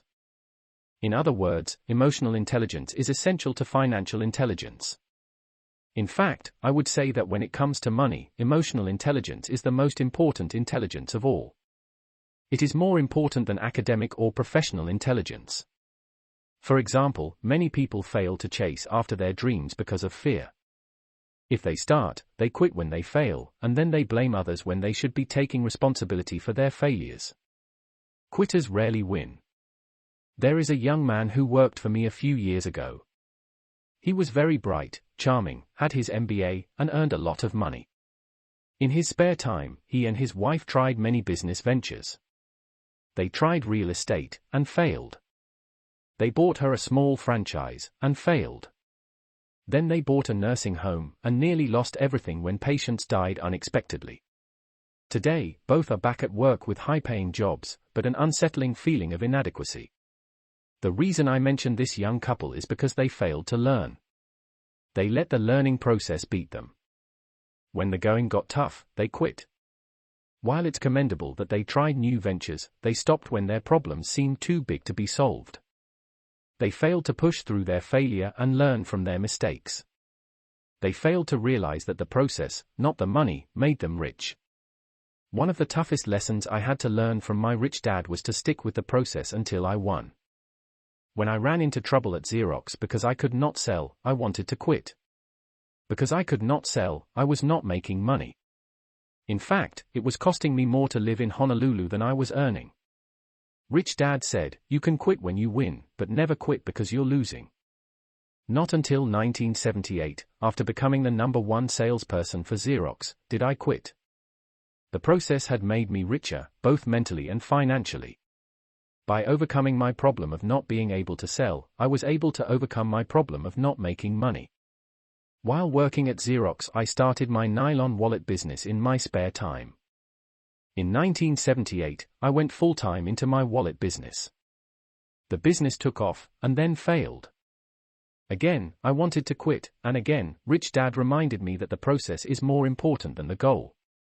Many times he reminded me, while I was deeply in debt, without much money, that if and when I solved this problem, I would never need money again. I would know how to build a business, and I would be a little more financially intelligent. But first I had to solve the problem in front of me. Too much money. At the start of this book, I wrote that there are two kinds of money problems. One problem is not enough money, and the other is too much money. In 1974, as I was leaving the Marine Corps, I had to make up my mind which problem I wanted. If I wanted the problem of not enough money, I would take either the job with Standard Oil or the airlines. If I wanted the problem of too much money, I would take the job with Xerox, even if it paid the least. As you know, I took the problem of too much money. I wanted an education, not just money. I chose Xerox because I knew I could be a ship's officer, and I knew I could be a pilot. I didn't know if I could be an entrepreneur. I knew I could fail. I also knew I would learn the most if I faced the risk of failing. If I let fear of failure, of being poor, win, I wouldn't ever have gotten off the ground. One of the reasons people do not increase financial IQ number 1 is because they stick with what they know. Instead of taking on a new challenge and learning, they play it safe. Now, this doesn't mean you should do stupid and risky things. There are many things we could do but choose not to. For example, I could have chosen to climb Mount Everest. Or I could have signed up for NASA's astronaut program. Or I could have entered politics and run for public office. My point is that I chose my next challenge carefully, not haphazardly. I asked myself, what will my life be like if I take on this challenge and succeed? It's the same question I ask you to ask yourself. Helen Keller, the subject of the great movie The Miracle Worker, once said, "Life is a daring adventure or nothing." I agree. In my opinion, one way to increase your financial intelligence number 1 is to look at life as a learning adventure. For too many people, life is about playing it safe, doing the right things, and choosing job security over life. Your life does not have to be risky or dangerous. Life is about learning, and learning is about adventure. That is why I didn't go back to sailing ships or flying planes, even though I loved both professions. It was time for a new adventure. Intelligence is not about memorizing old answers and avoiding mistakes, behavior our school system defines as intelligent. True intelligence is about learning to solve problems in order to qualify to solve bigger problems. True intelligence is about the joy of learning rather than the fear of failing. Making more money. Putting the financial statement and the cash flow quadrant diagrams together, you may get a clearer picture about your choices for financial IQ number 1, making more money. What this diagram explains is that E's and SS work for money. They work for a steady paycheck, for a commission, or by the hour. BS and I's work for assets that produce either cash flow or capital appreciation. One of the reasons I make more money than my classmates who sailed ships or flew planes is because they work for paychecks. I on the other hand wanted to build assets as an entrepreneur and acquire assets as an investor.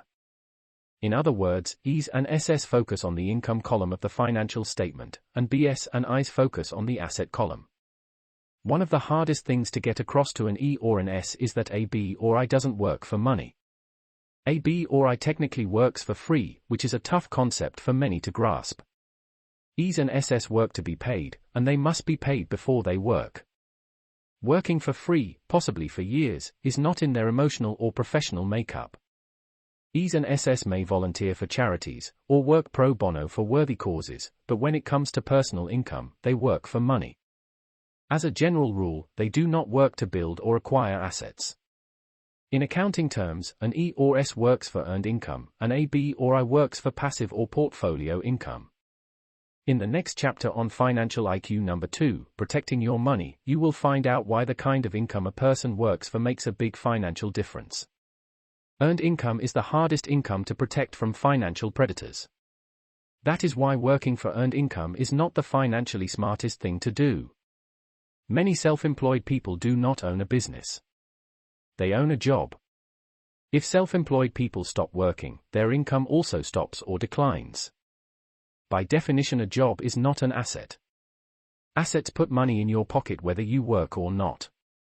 If you would like to know more about the differences between the E, S, B, and I quadrants, I encourage you to read my second book in the Rich Dad series, Rich Dad's Cash Flow Quadrant. Why the rich get richer? Looking at the diagram below, it is easy to understand why the rich get richer. One of the reasons the poor and middle class struggle is that they work for money and a steady paycheck. The problem with working for money is you have to work harder, longer, or charge more to make more money. The problem with physically working harder and longer is that we all have a finite amount of time and energy. One of the reasons why the rich get richer is that every year they work to build or acquire more assets. Adding more assets does not require working harder or longer. In fact, the higher a person's financial IQ, the less he or she works while acquiring more and better quality assets. You see, assets work for the rich by producing passive income. Every year, Kim and I set goals as to how many new assets we want. We do not set goals to make more money. When Kim first started investing in real estate, in 1989, she had a goal of 20 residential properties in 10 years. At the time, it seemed like a major task. She started with a 2-bedroom, 1-bath house in Portland, Oregon. 18 months, not 10 years, later she blew past her goal of 20 properties. After she reached her goal, she sold the units, taking capital gains of over $1 million, and upgraded for bigger and better units in Phoenix, Arizona, tax-free. In 2007, her personal goal is to add an additional 500 rental units to her portfolio. She already has over 1,000 units paying her passive income, the least taxed income, every month. She makes more money than most men, and she has accomplished all of this as an entrepreneur in the I quadrant. My focus is to increase my cash flow from business assets and commodities. I invest heavily in oil, gold, and silver companies. As an educational entrepreneur, each time I write a book I receive income for years in the form of royalties from approximately 50 publishers in different parts of the world. I'm also adding a franchise system of distribution to the business. I learned from my rock and roll business that it is better to be the licensor than to be the licensee. Although I love real estate, I enjoy entrepreneurship in the B quadrant a lot more. I do not write about this to brag. In fact, I hesitate to disclose our wealth and how we made it. There are people who resent those who make a lot of money. As you will find out in the next chapter on financial predators, it's dangerous to let people know you are rich.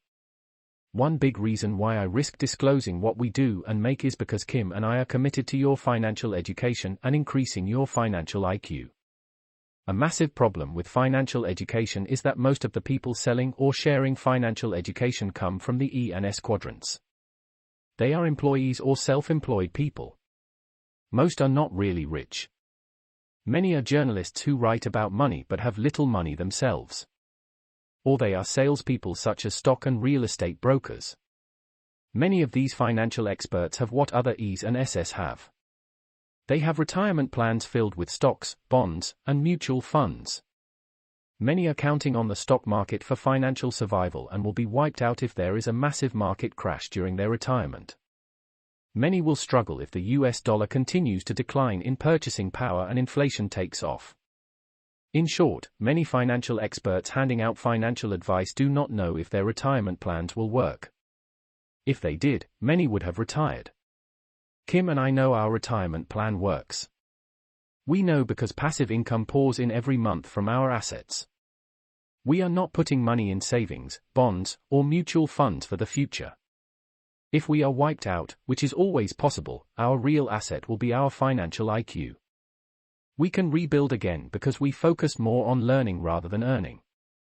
We learn to manage our own money rather than turn our money over to an E or S. As Rich Dad said, just because you invest or are self-employed, does not mean you are an investor or a business owner. In summary, the secret to making more money is found in the following diagram. In order to grow wealthy, you must come to terms with the fact that problems will never go away. Each time you find a solution to a problem, a new one will pop up. The key is to realize that the process of solving those problems makes you rich. And once you start solving not only your own problems, but others as well, then the sky is the limit. People will pay money for you to solve their problems. For example, I will pay money to my doctor to keep me healthy. I pay money to my housekeeper to keep my house tidy. I shop at my local supermarket because my problem is hunger and starvation if I don't eat. I pay the person who runs a local restaurant for providing great food and a great dining experience. I pay taxes to public servants to provide a well-run government. I put money in the offering plate at church to support my spiritual guidance and education. Kim makes a lot of money because she solves a big problem, the problem of quality housing at an affordable price. The more she works to solve that problem, the more money she makes. I work hard to solve the problem of the need for financial education. Simply put, there are trillions of ways to make more money because there are trillions of, if not infinite, problems to solve. The question is, which problems do you want to solve? The more problems you solve, the richer you will become. Many people want to get paid for doing nothing, and are unwilling to solve any problems. Or they want to be paid more than the problem they are solving is worth. One of the reasons I did not join a union shipping company is because I am a capitalist, not a laborer. In fact, one of the reasons there are fewer US ships today is because it costs too much money to operate a US merchant ship. And that is one reason why most cargo and passenger ships in US ports are not manned with US citizens. The high cost of operating a US ship is why so many graduates of my school, Kings Point, cannot find jobs when they graduate today. This is the problem of wanting to be paid more and doing less. My poor dad was a union man. In fact, he was the head of the Teachers Union of Hawaii. I understand his point of view that teachers had more power as a collective group. Without a union, teachers would be paid even less and have fewer benefits. Without a teachers' union, education would suffer more than it suffers today. My rich dad was a capitalist. Capitalists believe in producing a better product for a better price. If you cannot deliver a better product at a better price to more people, then the market will punish you. In other words, a capitalist gets paid to solve problems, not create problems, unless you make puzzles. Many think of capitalists as pigs. And many are greedy pigs. Yet there are capitalists who do a lot of good, such as provide healthcare, food, transportation, energy, and communications to the world. As a capitalist who does my best to make the world a better place, my problem is with people who want to be paid for doing nothing or paid more to do less. In my opinion, a person who wants to be paid more and do less, or nothing, is also a greedy pig. Those who want to be paid more for doing less will find life harder as the world changes. For example, labor unions that demand higher wages and benefits for less work are the major reason why jobs move overseas. Today in America, a unionized auto worker is paid about $75 an hour, including benefits. In China, the same auto worker is paid about 75 cents an hour. As I write, Chrysler has signed a deal with China's Chery Motors to produce cars there. Price, less than $2,500 a car. That is about the same price as health insurance costs add to every American car. A true capitalist is simply someone who recognizes a problem and creates a product or service to address that problem.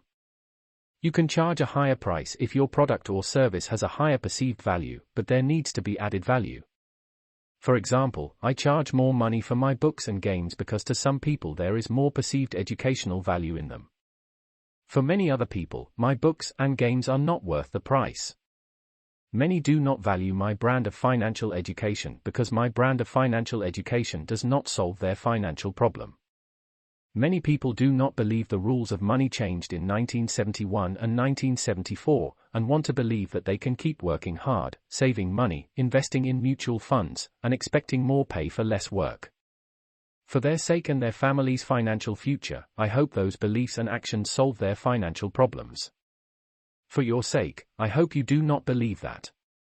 I have a hunch that you don't, since you are reading this book and actively increasing your financial intelligence by doing so. Begin now to think about what problems you need to solve, engage those problems head-on, and the money will follow. And once you have that money, you're going to need to use every ounce of your financial intelligence to protect it.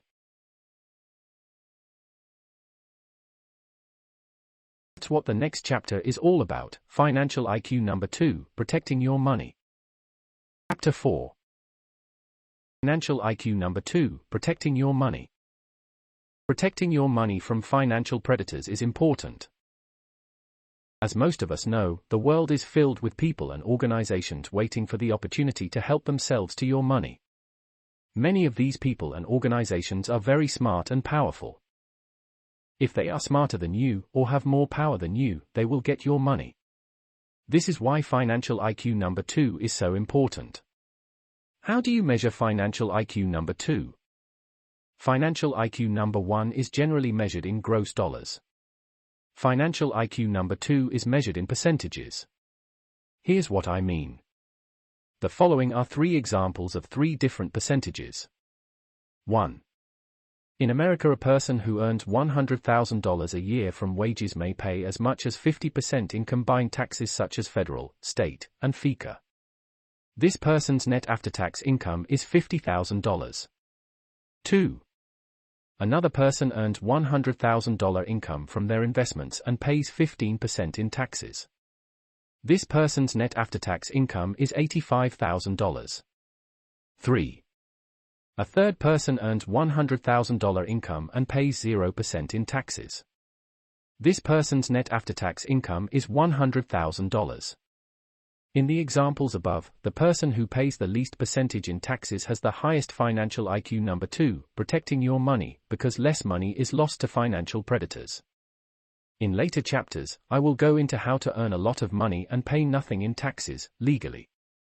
But for now, keep this simple idea in mind. Financial IQ. Number 2 measures the percentage of income a person keeps against the percentage of income financial predators take. Bunnies, birds, and bugs. Rich Dad's lessons to his son and me on the importance of protecting money from financial predators started at a very early age, before we had any money.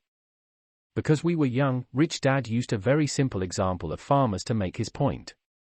He said, a farmer needs to protect his crops from bunnies, birds, and bugs. Bunnies, birds, and bugs are thieves to a farmer. Using the idea that bunnies were thieves served as a powerful lesson to me as a young boy. Bunnies were cute and cuddly. They were harmless. The same was true of birds. In fact, I had a pet parakeet at home, and to label a bird a thief was a harsh concept. Bugs, however, I understood. I knew how they could be labeled thieves. I had a garden at home, and I lost many of my vegetables to bugs. Standing behind us. Rich Dad was not trying to frighten us. He simply wanted his son and me to be aware of the real world. The reason he used cute creatures such bunnies and birds was to make the point that some of the biggest thieves of our personal wealth are not just bandits, criminals, or outlaws. He used bunnies and birds because he wanted us to remember that some of the greatest financial predators are people and organizations that we love, trust, or respect, people or organizations we think are on our side and are standing behind us. Rich Dad said, the reason so many people stand behind us is because it is easier to get into our pockets from that position. One of the reasons so many people have financial problems is because they have too many hands in their pockets. Continuing on with his theme of bunnies, birds, and bugs for labeling farmers predators, Rich Dad's list of real-world financial predators included bureaucrats, bankers, brokers, businesses, brides, beaux, brothers-in-law, and barristers. The first bureaucrats. As we all know, taxes are our single largest expense. The job of the tax department is to get your money and turn it over to a government bureaucrat who spends it. Unfortunately, the problem with most politicians and bureaucrats is that they are very good at spending money. Most public servants do not know how to make money, which may be why they choose to become bureaucrats. If they could make money, they would probably be business people instead of bureaucrats. Since they do not know how to make money, but love to spend it, bureaucrats spend a lot of time figuring out more and creative ways to take our money via taxes. For example, American bureaucrats created a clever tax program known as the AMT, which stands for Alternative Minimum Tax. The AMT was created in 1970. It is an additional tax on high-income workers earning approximately $60,000 or more a year. It's a clever way to tax a person twice on the same income. The problem is, $60,000 was a lot of money in 1970. Today, $60,000 is hardly a high income. Many of the rich do not pay this tax, only high-income workers do. As you know, we already pay taxes on our income, investments, homes, cars, gasoline, travel, clothing, meals, alcohol, cigarettes, businesses, education, permits, licenses, death, and on and on. We pay taxes upon taxes. We pay taxes on taxes we do not even know about. These taxes are sold to us as being good for society, and some are. Society's problems, however, only get bigger because bureaucrats do not know how to solve problems, and consequently do not know how to make money, they only know how to throw money at problems. When more money does not solve a problem, they create new taxes with clever names. Since the problems only get bigger, the percentage we pay in taxes only goes up. Just as compounding interest makes us richer, compounding taxes makes us poorer. This is one reason why financial IQ number 2 is so important. You cannot become rich if all the money you make is taken from you by financial predators. Taxes are important. Before going on, I need to say that I am not against the government or paying taxes. Rich Dad said, taxes are an expense for living in a civilized society. He pointed out to his son and me that taxes pay for schools and teachers, fire and police protection, court systems, the military, roads, airports, food safety, and the general operation of the business of government. Rich dads' frustration with taxes was that bureaucrats very rarely solved the problems they faced, which meant taxes had to keep going up. Instead of solving the problem, a bureaucrat often calls for a committee to study the problem, which means nothing will be done. Realizing that we will only pay more in taxes, Rich Dad's philosophy was, a bureaucrat's job is to get their hands deeper in your pockets, legally, and your job is to have them take as little as possible, legally.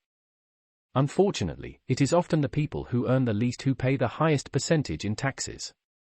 At a recent event, Warren Buffett had this to say about the US tax system: the 400 of us, here, pay a lower part of our income in taxes than our receptionists do, or our cleaning ladies, for that matter.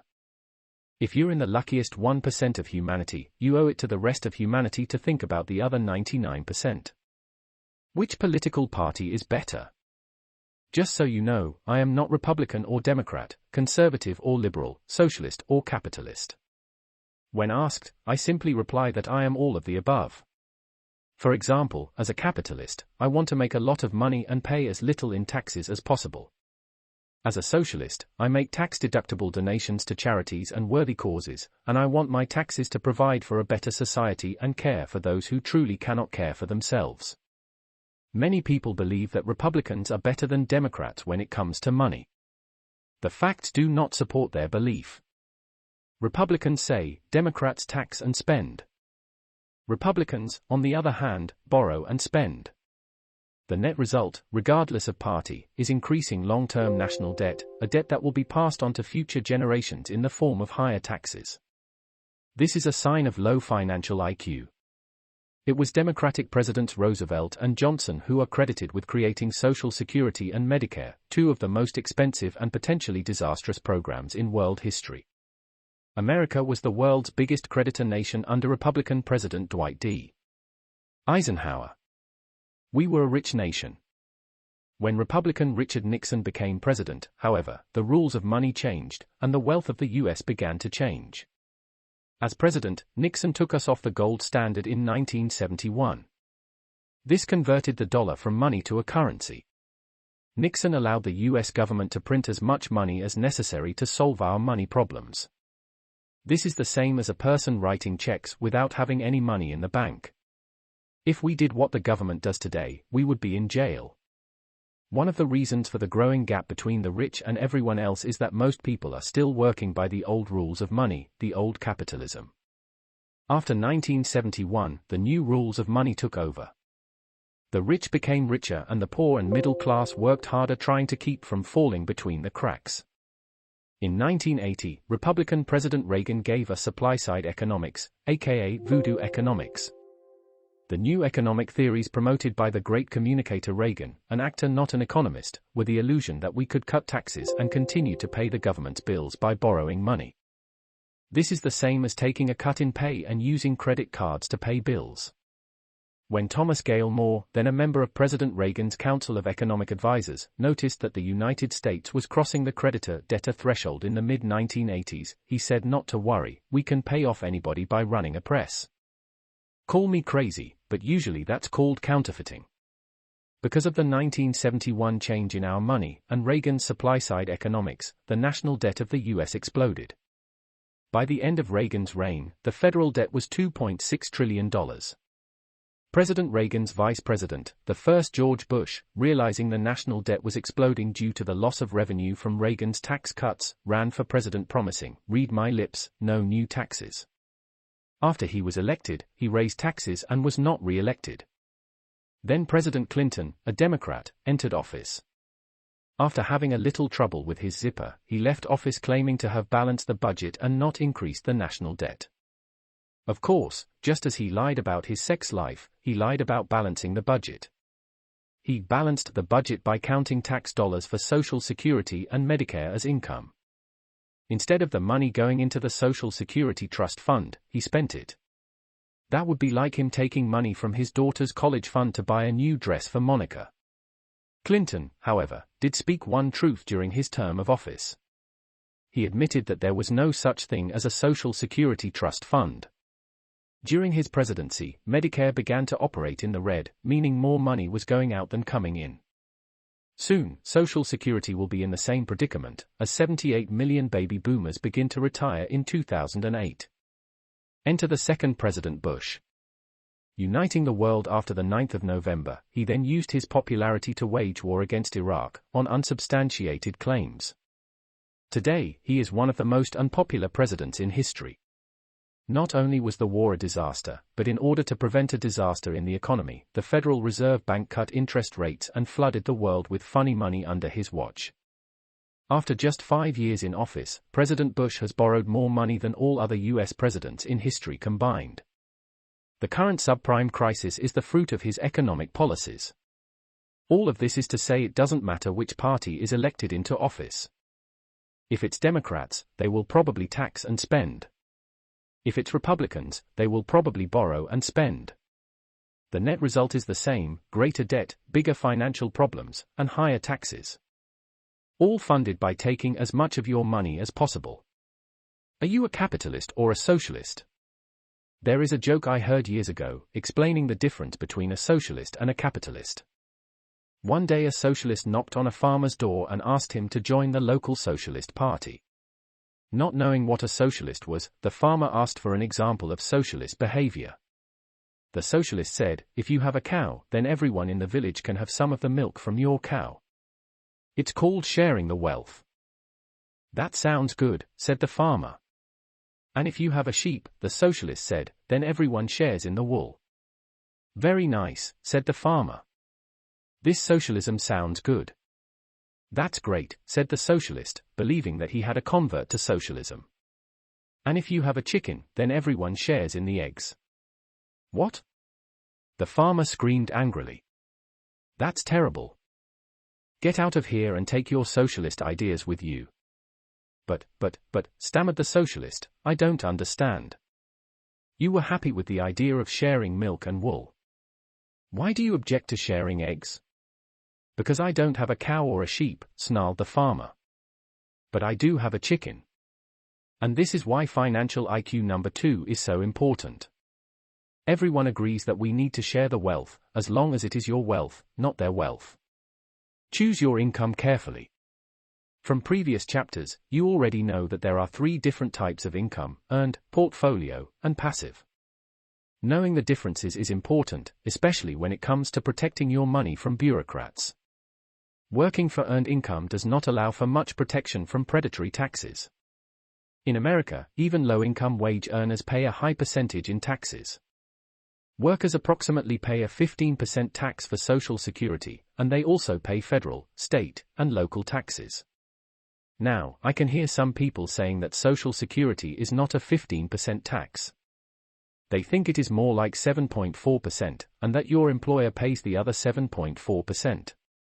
That may be true, but my way of looking at the combined 15% is that it is my money.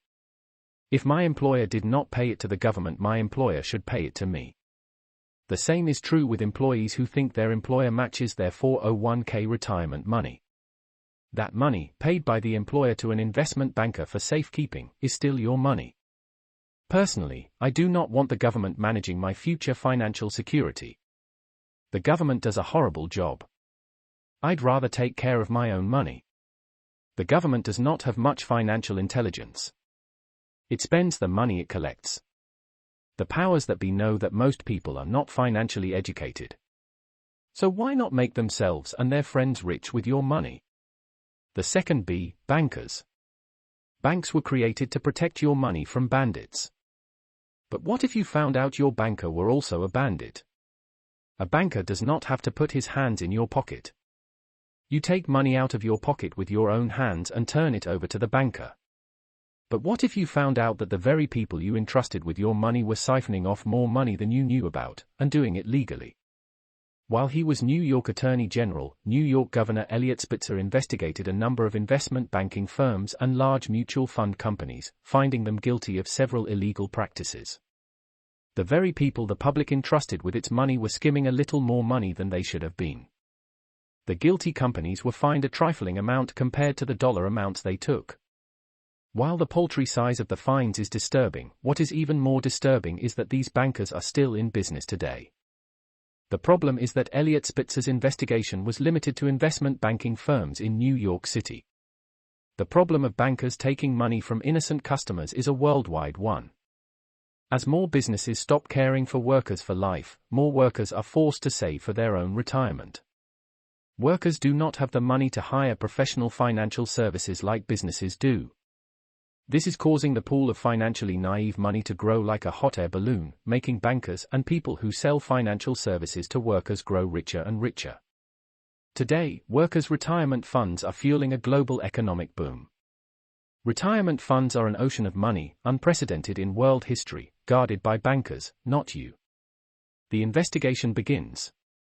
In 2007, the Congress of the United States opened an investigation into the current 401k pension plans and mutual funds facilitated by the bankers we trust with our money. The following is an excerpt from an article that appeared in the March 14, 2007, edition of the Wall Street Journal. Eleanor Laser, what is your 401k costing you? Sad face. 401k plans aren't required to make clear how much participants are being charged in fees. And there can be a lot of them, including charges to cover independent audits, tracking and maintaining accounts, advisory services, as well as helplines, and of course the basic expense of managing funds in a plan. The growing tension over 401k expenses spurred federal lawmakers last week to probe whether spotty disclosure of fees make it difficult for employees to know if they are getting a good deal. The problem with these fees is that even your employer can't understand them. In fact, your employer doesn't even know about some of them because they are hidden. So how can you be expected to know or understand the fees? The article goes on to say, now some employers are hiring outside consultants just to help them understand the fees.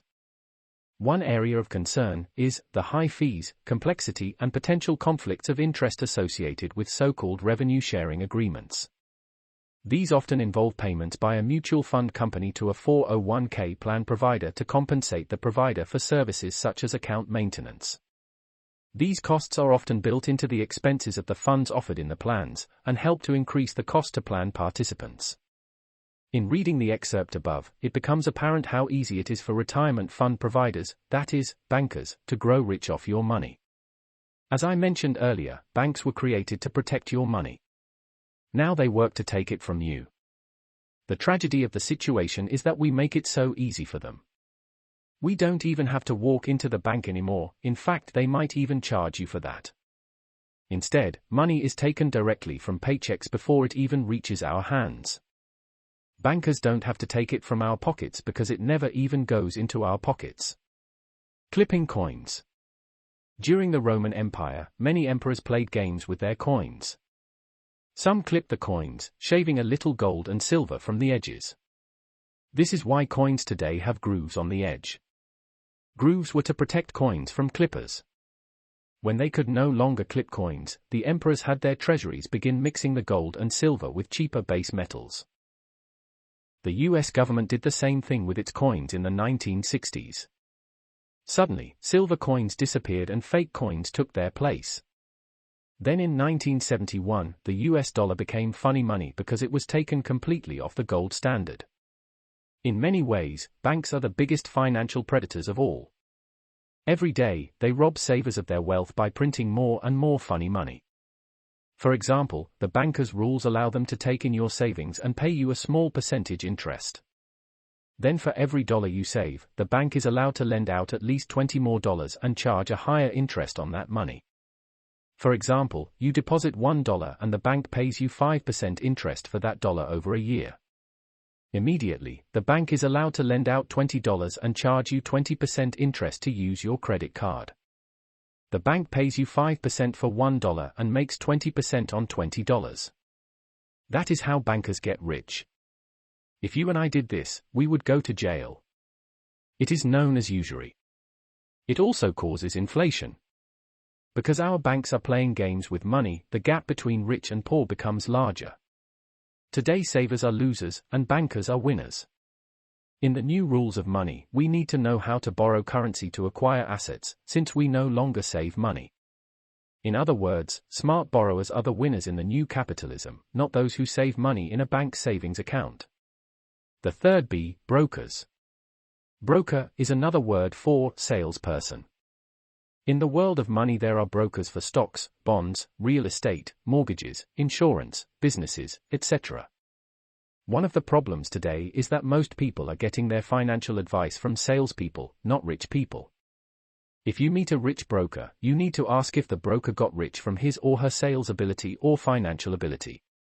Warren Buffett once observed, Wall Street is the place people drive to in their Rolls-Royce to take advice from people who ride the subway. Rich Dad said, the reason they are called brokers is because they are broker than you are. Good brokers, poor brokers. One of the problems of not having much money is that good brokers, brokers who know what they are doing, often do not have time for you. They are busy working with their higher net worth clients. When Kim and I had very little money, one of our biggest challenges was finding a broker who was willing to educate us. Since we didn't have much money, most brokers didn't have much time. We also met many brokers who only wanted to sell to us, not teach us. Yet we kept looking. What we were looking for was a young stockbroker who was just building a client base, one who was smart, a student of their profession, and also an investor. Almost by accident, through a friend of a friend, we met Tom. Initially, we gave Tom $25,000. 15 years later, our stock portfolio is in the millions of dollars and growing. After we were married in 1986, Kim and I began investing in real estate. We decided to start with very little money. We met a lot of bad real estate brokers who sold real estate but did not invest in real estate. If they did invest, it was in mutual funds. Finally, we met John. Starting with $5,000, he helped us grow our real estate portfolio to approximately $250,000. While that may not sound like a lot of growth, it was accomplished in just 3 years, during a very bad real estate market in Portland, Oregon. Today, our real estate holdings are in the tens of millions and growing. Lessons learned. As you know, there are good brokers and bad brokers. Simply put, good brokers make you richer, and bad brokers make excuses. The following is an abbreviated list of things that helped us find and keep good brokers. 1. Both Kim and I took classes on investing in stocks and real estate. Having more knowledge allowed us to tell an educated broker from a salesperson. 2. We looked for brokers who were also students of their profession. Both Tom and John invested a lot of time beyond their minimum professional education requirements in their fields. Tom often invites me to look at businesses he is researching. John is a real estate broker who actually invests in real estate. Today, he is a respected teacher on the subject of real estate investing. 3. We want to know if they invest in what they sell. After all, why should you invest in what they are selling if the broker doesn't have the confidence to invest in the same stocks? 4. We wanted a relationship, not a transaction. Many brokers only want to sell. Both Tom and John had time to have dinner with us even when we had very little money. Both are friends. The key to success. The key to success is education. Kim, John, Tom, and I are students of investing. We are interested in the same subject. We all want to learn more about the subject. We invest in our subject. Tom does not know much about real estate, so we do not talk about real estate with him. John has no interest in the stock market, so we do not talk about stocks with him. One of the reasons our wealth grew was that our knowledge grew. Often I would call John and ask him questions like, "Can you explain to me the difference between cap rates and internal rates of return?" He would take the time to educate me, rather than just sell to me. With Tom, I would call and ask him questions such as, "Can you explain to me the difference between long bonds and short bonds?" Tom was more than happy to play teacher. One of the reasons the Rich Dad Company has multi-day seminars on stocks and real estate is because financial education is important. The teachers who teach our courses are investors who practice what they teach. The Rich Dad Company values financial education because it was the glue for Kim and me to have a strong relationship with our brokers, Tom and John. It was the personal commitment to long-term financial education that allowed all four of us to grow very rich together.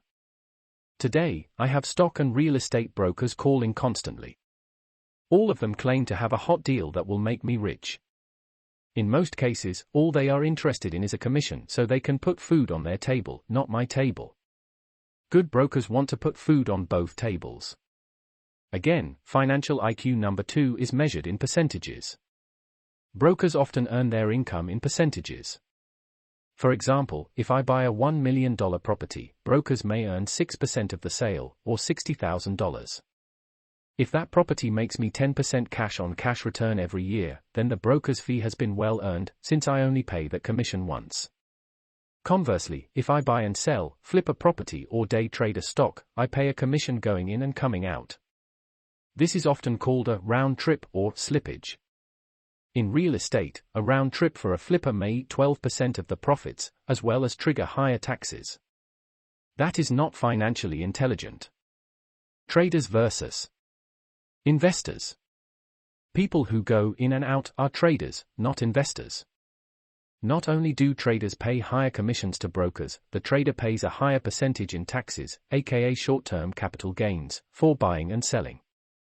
This means the tax department bureaucrats do not consider people who buy and sell for capital gains investors. They consider them professional traders and may even add a self-employment tax onto their earnings. Brokers and bureaucrats win, and traders lose in these types of transactions. Financially intelligent investors know how to minimize predatory transaction fees and taxes by investing wisely and utilizing good brokers. Churning. Years ago, a friend's mother had her account churned by her friendly stockbroker. Churning is when the broker is busy buying and selling stocks for the client. In the end, the broker gets the client's money via commissions, and the client's portfolio is drained. So, before you turn your money over to a broker, choose your broker carefully. At a minimum, ask the broker if you can call some of their clients and talk to them. Remember, good brokers like Tom and John can make you rich, and bad brokers can make you poor. The fourth B, businesses. All businesses have something to sell. If they do not sell, they are out of business. I often ask, is this business's product or service making me richer or poorer?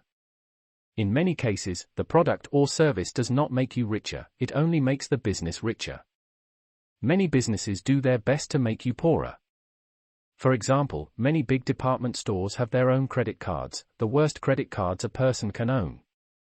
The reason they want you to carry their credit card is because their company gets a kickback from the bank. The business that issues the card is a broker for the bank. Notice that the pattern broker and banker reappears again. Using credit cards to buy poor products. One of the reasons so many struggle financially is they buy products that make them poorer and then make themselves even poorer by paying for that product for years with high-interest credit cards. For example, if I buy a pair of shoes with a credit card and take years to pay off the credit card bill, I remain poorer for years to come by continuing to pay for a product that made me poorer, not richer. Poor people buy products that keep them poor and take years to pay for those products, while incurring high-interest charges. If you want to be rich, become a customer of businesses that are dedicated to making you richer. For example, I am a long-term customer of a number of investment newsletters and financial magazines. I am also a customer of businesses that sell educational products and seminars. In other words, I am a good customer to some of my competitors. I like spending money on products or services that make me richer. The fifth B, brides and beaux. We all know that some people marry for money. Both men and women marry for money rather than love. Like it or not, money plays an important role in any marriage. There is a line from the movie The Great Gatsby that goes, "Rich girls do not marry poor boys." The line may be a good line in the movie, but the reality is there are poor girls and boys who do marry rich people for their money. Love predators. Rich Dad called people who marry for money love predators. The more money you have, the more they love you.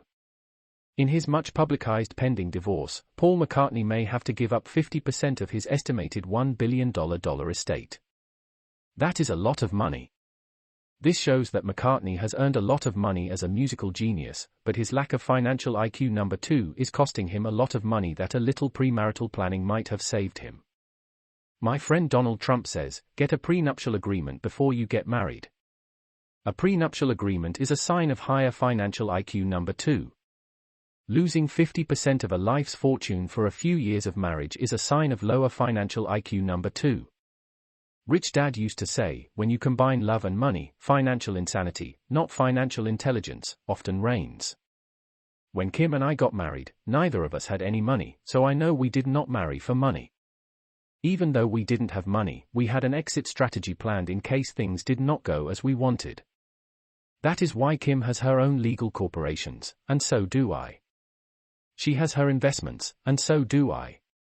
If we should split, we don't have to split our assets. They are already split. I am glad to say that we have been happily married since 1986, and the marriage gets better and better, and richer, every year. Exit before you enter. It's insane to think that life is about living happily ever after. Happily ever after is true only in fairy tales. Things change. That is why exit strategies are important for anything of worth. I know it may be uncomfortable to ask for a prenuptial agreement before you marry the man or woman of your dreams. But it's the financially intelligent thing to do, especially in this day and age of a 50% divorce rate. When forming a new business with a new business partner, I know it may be difficult to think about a buy-sell agreement or a business dissolution agreement when you are just starting out, but it is financially intelligent to think of your exit before you enter into the agreement. The next exit strategy is one many people do not like to think about, but it is financially intelligent to think about it before you make the final exit. The 6th B, brothers-in-law. Death is the final exit. It is another time when predators appear, or I should say vultures. If you are rich, not having a financial IQ can be expensive for your loved ones. Family, friends, and the government show up for your funeral if you are rich. Your brother-in-law's children's grandchildren, children you've never met, suddenly become family and come to cry at your funeral. If you have a high financial IQ, the percentage of your money these grieving relatives receive will be controlled by you, even after you have moved on. Those with a high financial IQ have wills, trusts, and other legal means of protecting their wealth and final wishes from death predators. Just look at Leona Helmsley. She was able to leave $12 million to her dog while stiffing her grandchildren. While that's not what I would suggest, it is proof positive that a high financial IQ will allow you to determine where your money goes, even from the grave.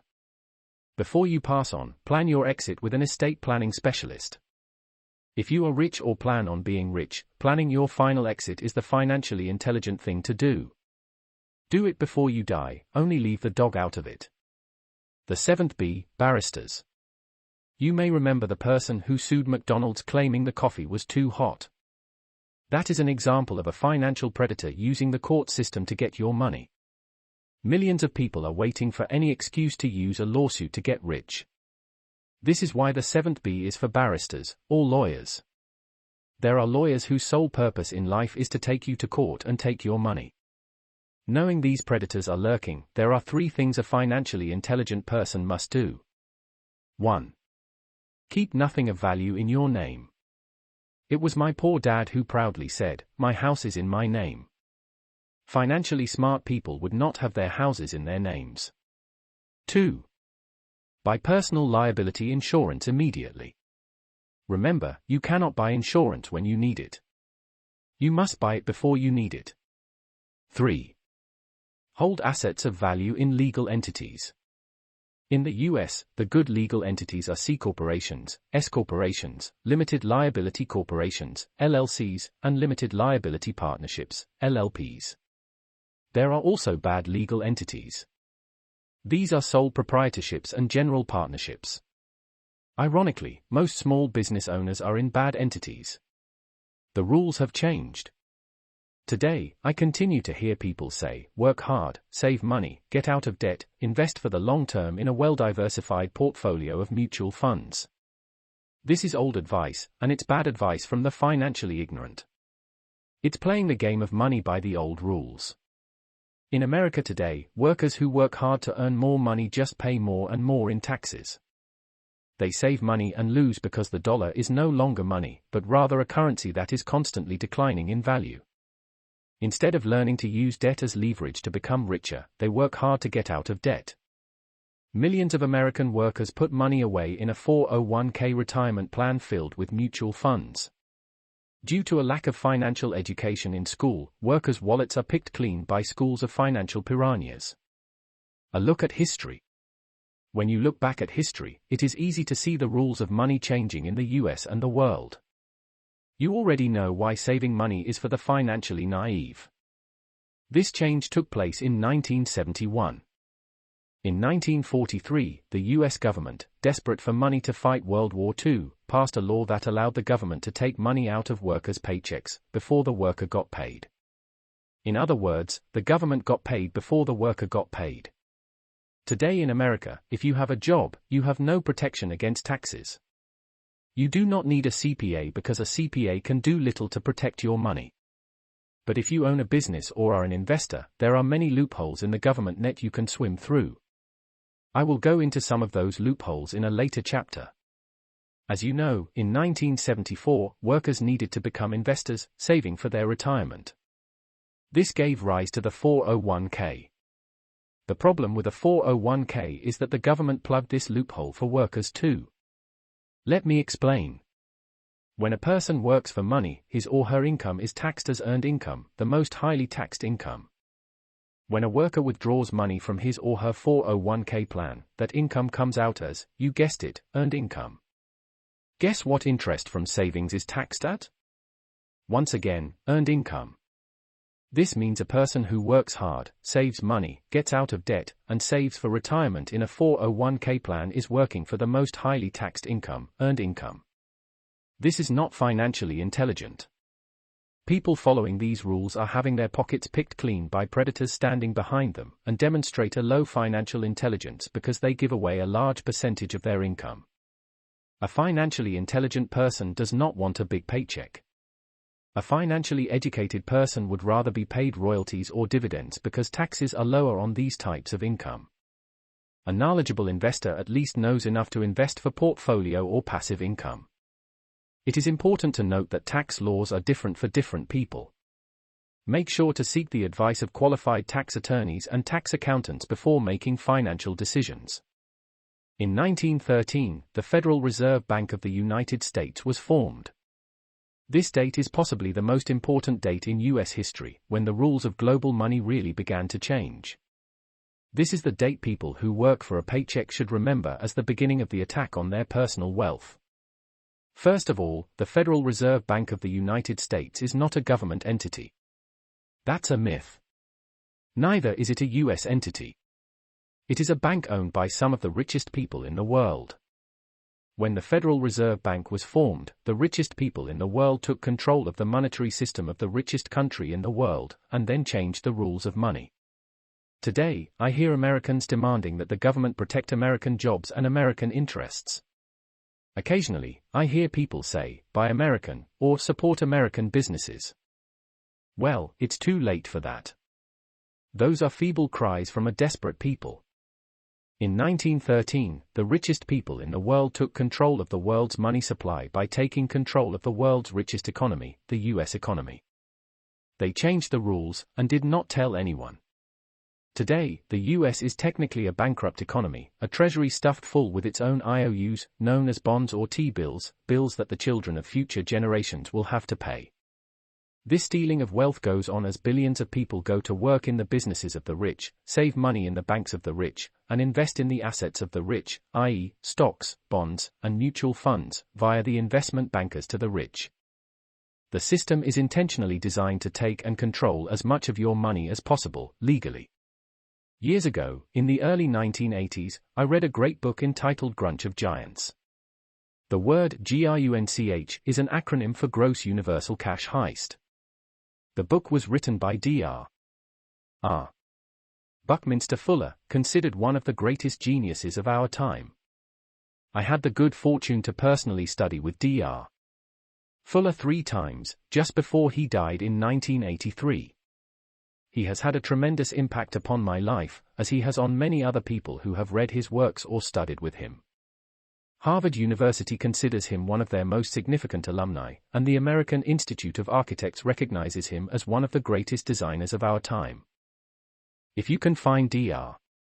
Fuller's book, Grunch of Giants, I believe it will make a little clearer how the game of money was stolen from the people and shielded from discovery by our educational system.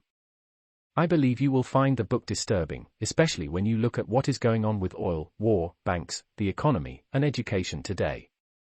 In the book, Dr. Fuller states that the government puts their hands in your pockets via taxation and turns that money over to their friends who control multinational corporations. In other words, our elected officials, congressmen and senators, do not represent the people, they represent big business. Surprise! In 2003, President George W. Bush and the Republicans in Congress literally forced through the Prescription Drug Benefit Bill. This bill is one of the most expensive bills put through Congress in the last 20 years. The cost to the American taxpayer is well over $500 billion. Soon after the bill was passed, a number of congressmen and staff were hired by the drug companies, some at multi-million-dollar salaries. This is an example of grunch in action. Other books you may want to read on this subject are The Dollar Crisis by Richard Duncan, The Battle for the Soul of Capitalism by John Bogle, Empire of Debt by Bill Borner and Addison Wiggin. I believe the value of looking at these 4 books is that each author comes from a different discipline and a different point of view. It is not a single group of lunatic fringe discontents criticizing the system. For example, Dr. Fuller was a futurist. Richard Duncan is an international banker. John Bogle is the founder of the Vanguard Group. Bill Borner and Addison Wiggin are international investment advisors. 4 different books from 4 different disciplines, all basically saying the same thing: people are playing games with money and stealing it legally. A new set of rules. Personally, I am not trying to change the system. My personal philosophy is that it is easier to change myself than to change the system. In other words, I am not a person who battles the winds that drive windmills. Hence, I am not politically inclined. I don't believe politics or politicians are effective against those who run the world of money. It seems that most politicians, in order to be elected, need to be pawns of the very people who control the world's money. Most financial advisors are employees of these world bankers. I simply want to know the rules and play by the rules. This does not mean I believe the rules are fair or equitable. They aren't. The rules of money are what they are, and they change regularly. Besides, this new world of money, even though unfair, has done a lot of good. It has brought tremendous wealth and new products to the world, raising the standards of living everywhere. Quality of life for billions of people is improving. Money has done a lot of good. Unfortunately, these changes have come at great expense to many countries, our environment, and many people. Many have become very rich taking advantage of the financially naive. Many have become rich by taking the wealth of others. This is why financial IQ number 2, protecting your money, is a very important financial intelligence. Ignorance is bliss, and that's what the financial predators are banking on, your ignorance making them blissfully rich. Chapter 5. Financial IQ number 3, budgeting your money. My poor dad often advised, live below your means. My rich dad said, if you're going to be rich, you need to expand your means. In this chapter, you will find out why living below your means is not a financially intelligent way to become rich. You will learn about budgeting and that there are 2 kinds of budgets. One is a budget deficit, and the other is a budget surplus. The reason financial IQ number 3 is so important is because learning how to budget for a surplus is the key to becoming rich and staying rich.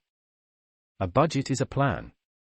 One of the definitions of the word budget is a plan for the coordination of resources and expenditures. Rich Dad said a budget is a plan.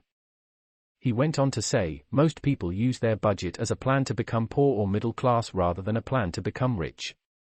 Most people operate their lives on a budget deficit rather than a budget surplus. Instead of working to create a budget surplus, many people work to live below their means, which often means creating a budget deficit. The first type of budget, a budget deficit. The definition of a budget deficit in Barron's Finance and Investment Handbook is excessive spending over income for a government, corporation, or individual. Notice the words excessive spending over income. Spending more than you make is the cause of a budget deficit. The reason so many people operate on a budget deficit is because it's so much easier to spend money than to make money. When faced with a crippling budget deficit, most people choose to cut back on their spending. Instead of cutting back on spending, Rich Dad recommended increasing income. He thought it smarter to expand your means by increasing income. Budget deficit of a government. When talking about the budget deficit of a government, Barron states, a budget deficit accumulated by the federal government of the United States must be financed by the issuance of Treasury bonds. In the previous chapters of this book, I wrote about how the US government was financing its problems by selling debt, i.e., Treasury bonds, that future taxpayers must pay for. The Social Security Trust Fund, which does not really exist, is filled with Treasury bonds. In other words, because the US government operates a budget deficit, the money that workers and businesses have been paying into the Social Security Fund has been used to pay other bills, not to increase the Social Security Trust Fund. See the diagram below. Budget deficit of a business. Barron states, corporate budget deficits must be reduced or eliminated by increasing sales and reducing expenditures, or the company will not survive in the long run. Again, notice the two choices. One choice is to increase sales and the other is to reduce expenditures. The financial statement of a corporate deficit looks like this diagram. One of the reasons Rich Dad recommended I take a job with Xerox was that I'd learn to increase sales, which increases income. For many businesses and individuals, increasing income is hard. For businesses that cannot sell, it is easier to cut expenses, increase debt, liabilities, or sell assets. The problem with cutting expenses, increasing debt, and selling assets is that it usually makes the situation worse. Again, this is why Rich Dad recommended learning to sell. If a person can sell, he or she can increase income. In Rich Dad's mind, increasing income, rather than reducing expenses, was a better way to solve the problem of a budget deficit. Obviously, if there are frivolous expenses, such as lavish parties, and non-productive debt, such as a corporate jet, it may be best to address those financially irresponsible problems before trying to sell more. Budget deficit of an individual. Barron states, individuals who consistently spend more than they earn will accumulate huge debts, which may ultimately force them to declare bankruptcy if the debt cannot be serviced.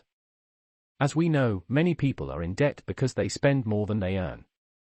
Yet, as stated in the previous chapter, one of the reasons people have less to spend is because financial predators are taking money from workers before they get paid. The justification for taking workers' money before they get paid is that most lack the financial intelligence to manage their own money.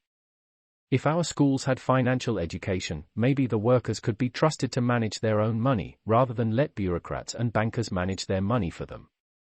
The problem with letting bureaucrats and bankers manage your money is they think your money is their money. Looking at an individual's financial statement, the diagram looks like the one here. People in the E quadrant often have no control over these four important expenses: taxes, social security, pensions, and mortgage payments. From this diagram, you can see how government bureaucrats take money via taxes and social security while bankers take your money via pension, 401k, and mortgage payments. This action is the cause of budget deficits for many people. A financially intelligent person has control over these expenses. The second type of budget, a budget surplus. Barron states, a budget surplus is an excess of income overspending for a government, corporation, or individual over a particular period of time. Notice the words excessive income overspending. This does not necessarily mean living below one's means. The definition does not say a surplus is created due to a reduction of spending, although a reduction of spending may lead to an excess of income. It does mean focusing on creating excess income. Financial IQ number 1, making more money. Rich Dad loved the words excessive income. This chapter is about excessive income, rather than reducing expenses and living below your means. Budget surplus of a government. Barron states, a government with a surplus may choose to start new government programs or cut taxes. There are some issues with this statement. Problem number 1 is that when governments create a surplus, they spend the money. Here is how government contracts work. If a government agency is efficient and saves money, the agency is punished, instead of rewarded, by having next year's budget reduced. To avoid this, most government agencies spend all their budgeted money, even if they do not need to. This means costs keep going up and the chances of a government budget surplus are slim to none. In other words, government bureaucracies are designed to operate on a budget deficit, and regardless of who is in power, taxes will go up. How Democrats manage a budget. You may recall from the previous chapter that Democrats love to tax and spend. Democrats love to spend on more government social programs like Social Security and Medicare. The problem is, social programs only grow bigger because they fail to solve the problem they are created to address. In order to counteract this, the budget is increased, and the vicious cycle continues. In government, mediocrity is rewarded and efficiency is punished. The following is a diagram of a Democrat's budget. How Republicans manage a budget. The Republicans tend to borrow and spend. They want to expand the economy by flooding the money supply with funny money via debt. It's almost like flooding the economy with legal counterfeit money. Again, extra money looks like an increase in income, but in reality it is an increase in debt in the form of T-bills and bonds, which ultimately diminishes the prospect of a surplus. Many in the middle class do the same thing by using their home as an ATM. Every time their home increases in value, primarily due to the dollar's losing value, they borrow from their home to pay off credit card bills. Simply said, it's impossible to earn less, borrow and spend more, and create a surplus. As President Clinton so eloquently put it, it's the economy, stupid. The following is a diagram of a Republican budget. Budget surplus of a business. Barron states, a corporation with a surplus may expand the business through investment or acquisition, or may choose to buy back its own stock. Notice the two ways to expand a business, investment or acquisition. A corporation spends to expand, or it buys another company to expand. If a business cannot expand via investment or acquisition, it may buy back its own stock. This stock repurchase may sometimes mean the company feels it is not able to expand the business and opts to buy itself instead. If this action sends its stock price higher, many shareholders will be happy, even though the company is not growing. Whenever I hear of a company buying back its own stock, I realize it may mean different things. A stock repurchase may mean the company has stopped growing and the leadership does not know how to grow the business. This is not a good sign for investors. Instead of buying more shares as the stock price goes up, it might be time to sell. A stock repurchase could also mean the leadership thinks its stock price is a bargain compared to the asset value of the company. If this is the case, then investors should be buying more as the stock price rises. In other words, a budget surplus of a business can tell you different things about the business and its leadership. Budget surplus of an individual. Barron states, an individual with a budget surplus may choose to pay down debt or increase spending or investment. Notice, Barron's offers three choices to individuals. These are, paying down debt, spending more money, or investing. As most of us know, one of the reasons so many people have trouble financially is because they increase spending and debt, and reduce investment. Two choices. When it comes to financial IQ number 3, budgeting your money, there are only two choices, deficit or surplus. Many people choose a budget deficit. If you want to be rich, choose a budget surplus, and create one by increasing income, not reducing expenses. A budget deficit. I have a friend in Atlanta who makes a lot of money. He has to make a lot of money. If he stops making a lot of money, his money problems will eat him alive. He has chosen to create a budget deficit. Every time Dan makes more money, he either buys a bigger house, a newer car, or takes an expensive vacation with the kids. He has another bad habit. Every 10 years or so, he marries a younger woman and has a new child. Dan grows older, but his wives are always about the same age, 25. Dan is an expert at taking a lot of money and making his money problems worse through deficits. A budget surplus. The second financial choice is to plan for a budget surplus. After making money, financial IQ number 1, and protecting your money, financial IQ number 2, learning how to budget for a surplus is essential for achieving financial integrity. The following are a number of lessons I have learned from my rich dad and other wealthy people about budgeting for a budget surplus. Budget tip number 1, a budget surplus is an expense. This is one of the best financial lessons my rich dad passed on to his son and me. Pointing to the financial statement, he said, "You have to make a surplus an expense." In order to create a budget surplus, his financial statement looked like this. Explaining further, he said, "The reason so many governments, businesses, and individuals fail to create a budget surplus is because they think a budget surplus looks like this." In Rich Dad Poor Dad, I wrote about the importance of paying yourself first. Budget number 1 is an example of paying yourself first. Budget number 2 is an example of paying yourself last. Most people know they should save, tithe, and invest. The problem is, after paying their expenses, most people don't have any money left to do so. The reason is because they consider saving, tithing, and investing as a last priority. Let me illustrate what I am saying. Again, looking at the financial statement, you can tell a person's priorities.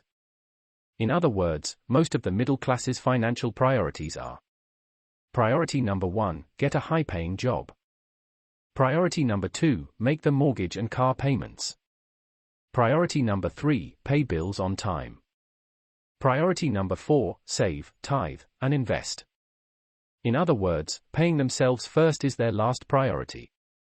A surplus must be a priority. In order to create a budget surplus, a surplus must be a priority. The best way to make a surplus a priority is to reprioritize your spending habits. Make saving, tithing, and investing at least priority number 2, and list them as an expense on your financial statement. Easier said than done.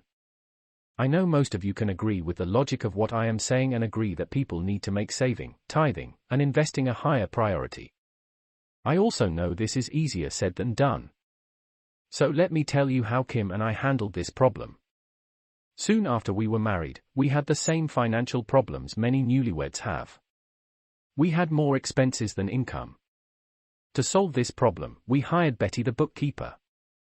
Betty was instructed to take 30% of all income off the top, as an expense, and put that money in the asset column. Using simple numbers as an example, if we had $1,000 in income and $1,500 in expenses, Betty was to take 30% of the $1,000 and put that money in the asset column. With the remaining $700, she was to pay the $1,500 in expenses. Betty nearly died. She thought we were nuts. She said, "You can't do that.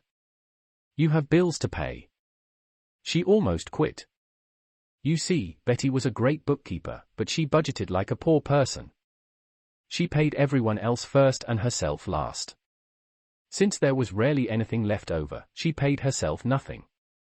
Her creditors, the government, and bankers were all more important than Betty. Betty argued and fought. All of her training told her to pay everyone else first. The thought of not paying her bills or taxes made her weak in the knees. I finally got her to understand she was doing us a favor. She was helping us out. I explained to her that she was helping us solve a very big problem, the problem of not having enough money, and as you know, solving problems makes us smarter. When she understood she was actually creating income through expense, she was willing to go along with our plan to create a budget surplus. For every dollar of income, Betty would take 30 cents and put it in savings, tithing, and investing. She knew that saving, tithing, and investing were a necessary expense to create a surplus, our first and most important expense. With the 70 cents from every dollar left, she was to pay taxes, liabilities such as our mortgage and car payments, and then our bills such as electricity, water, food, clothing, etc. Needless to say, for a long time we came up short every month. Although we had paid ourselves first, we did not have enough money to pay others. There were some months Kim and I came up as much as $4,000 short. We could have paid the $4,000 from our assets, but that was our money. The asset column belonged to us. Instead of panic, Betty was instructed to sit down with us and let us know how short we were each month. After taking a deep breath, Kim and I would then say, "It's time to get back to financial IQ number 1, making more money." With that, Kim and I would hustle around doing whatever we could to make more money. Kim, with her marketing background, often called businesses and offered to consult with them on their marketing plans. She also took modeling jobs and sold a line of clothes. I offered to teach investment or sales and marketing classes. For a few months, I trained sales teams at a local real estate company. I even made money by helping a family move, and by clearing some land for another family. In other words, we swallowed our pride and did whatever it took to make the extra money. Somehow, we always made it, and somehow Betty stuck with us and assisted us with our problem, solution, and process, even though she worried more about us than we did. Unfortunately, Betty could help us but was unwilling to help herself. Last we heard, she retired and moved in with her single daughter. They share expenses, using Betty's payments from Social Security to pay them. They do not have a budget surplus. Investing our money. In 1989, Kim purchased her first rental property. She put down $5,000 and made $25 in positive cash flow per month. Today, Kim controls a multi-million-dollar portfolio and over 1,000 rental units, and it's still growing. If we had not made investing an expense and paid ourselves first, we might still be paying everyone else first. Savings. We saved money until we had over a year's expenses in cash. Instead of holding cash in a retail bank, we hold it in gold and silver ETFs, exchange-traded funds. This means that if we need cash, i.e., liquidity, our liquid assets are held by our stockbroker in gold and silver certificates, not in cash at a retail bank. As you know, I do not like the US dollar because it continues to drop in value. Holding cash, or savings, in gold and silver also hinders me from spending it.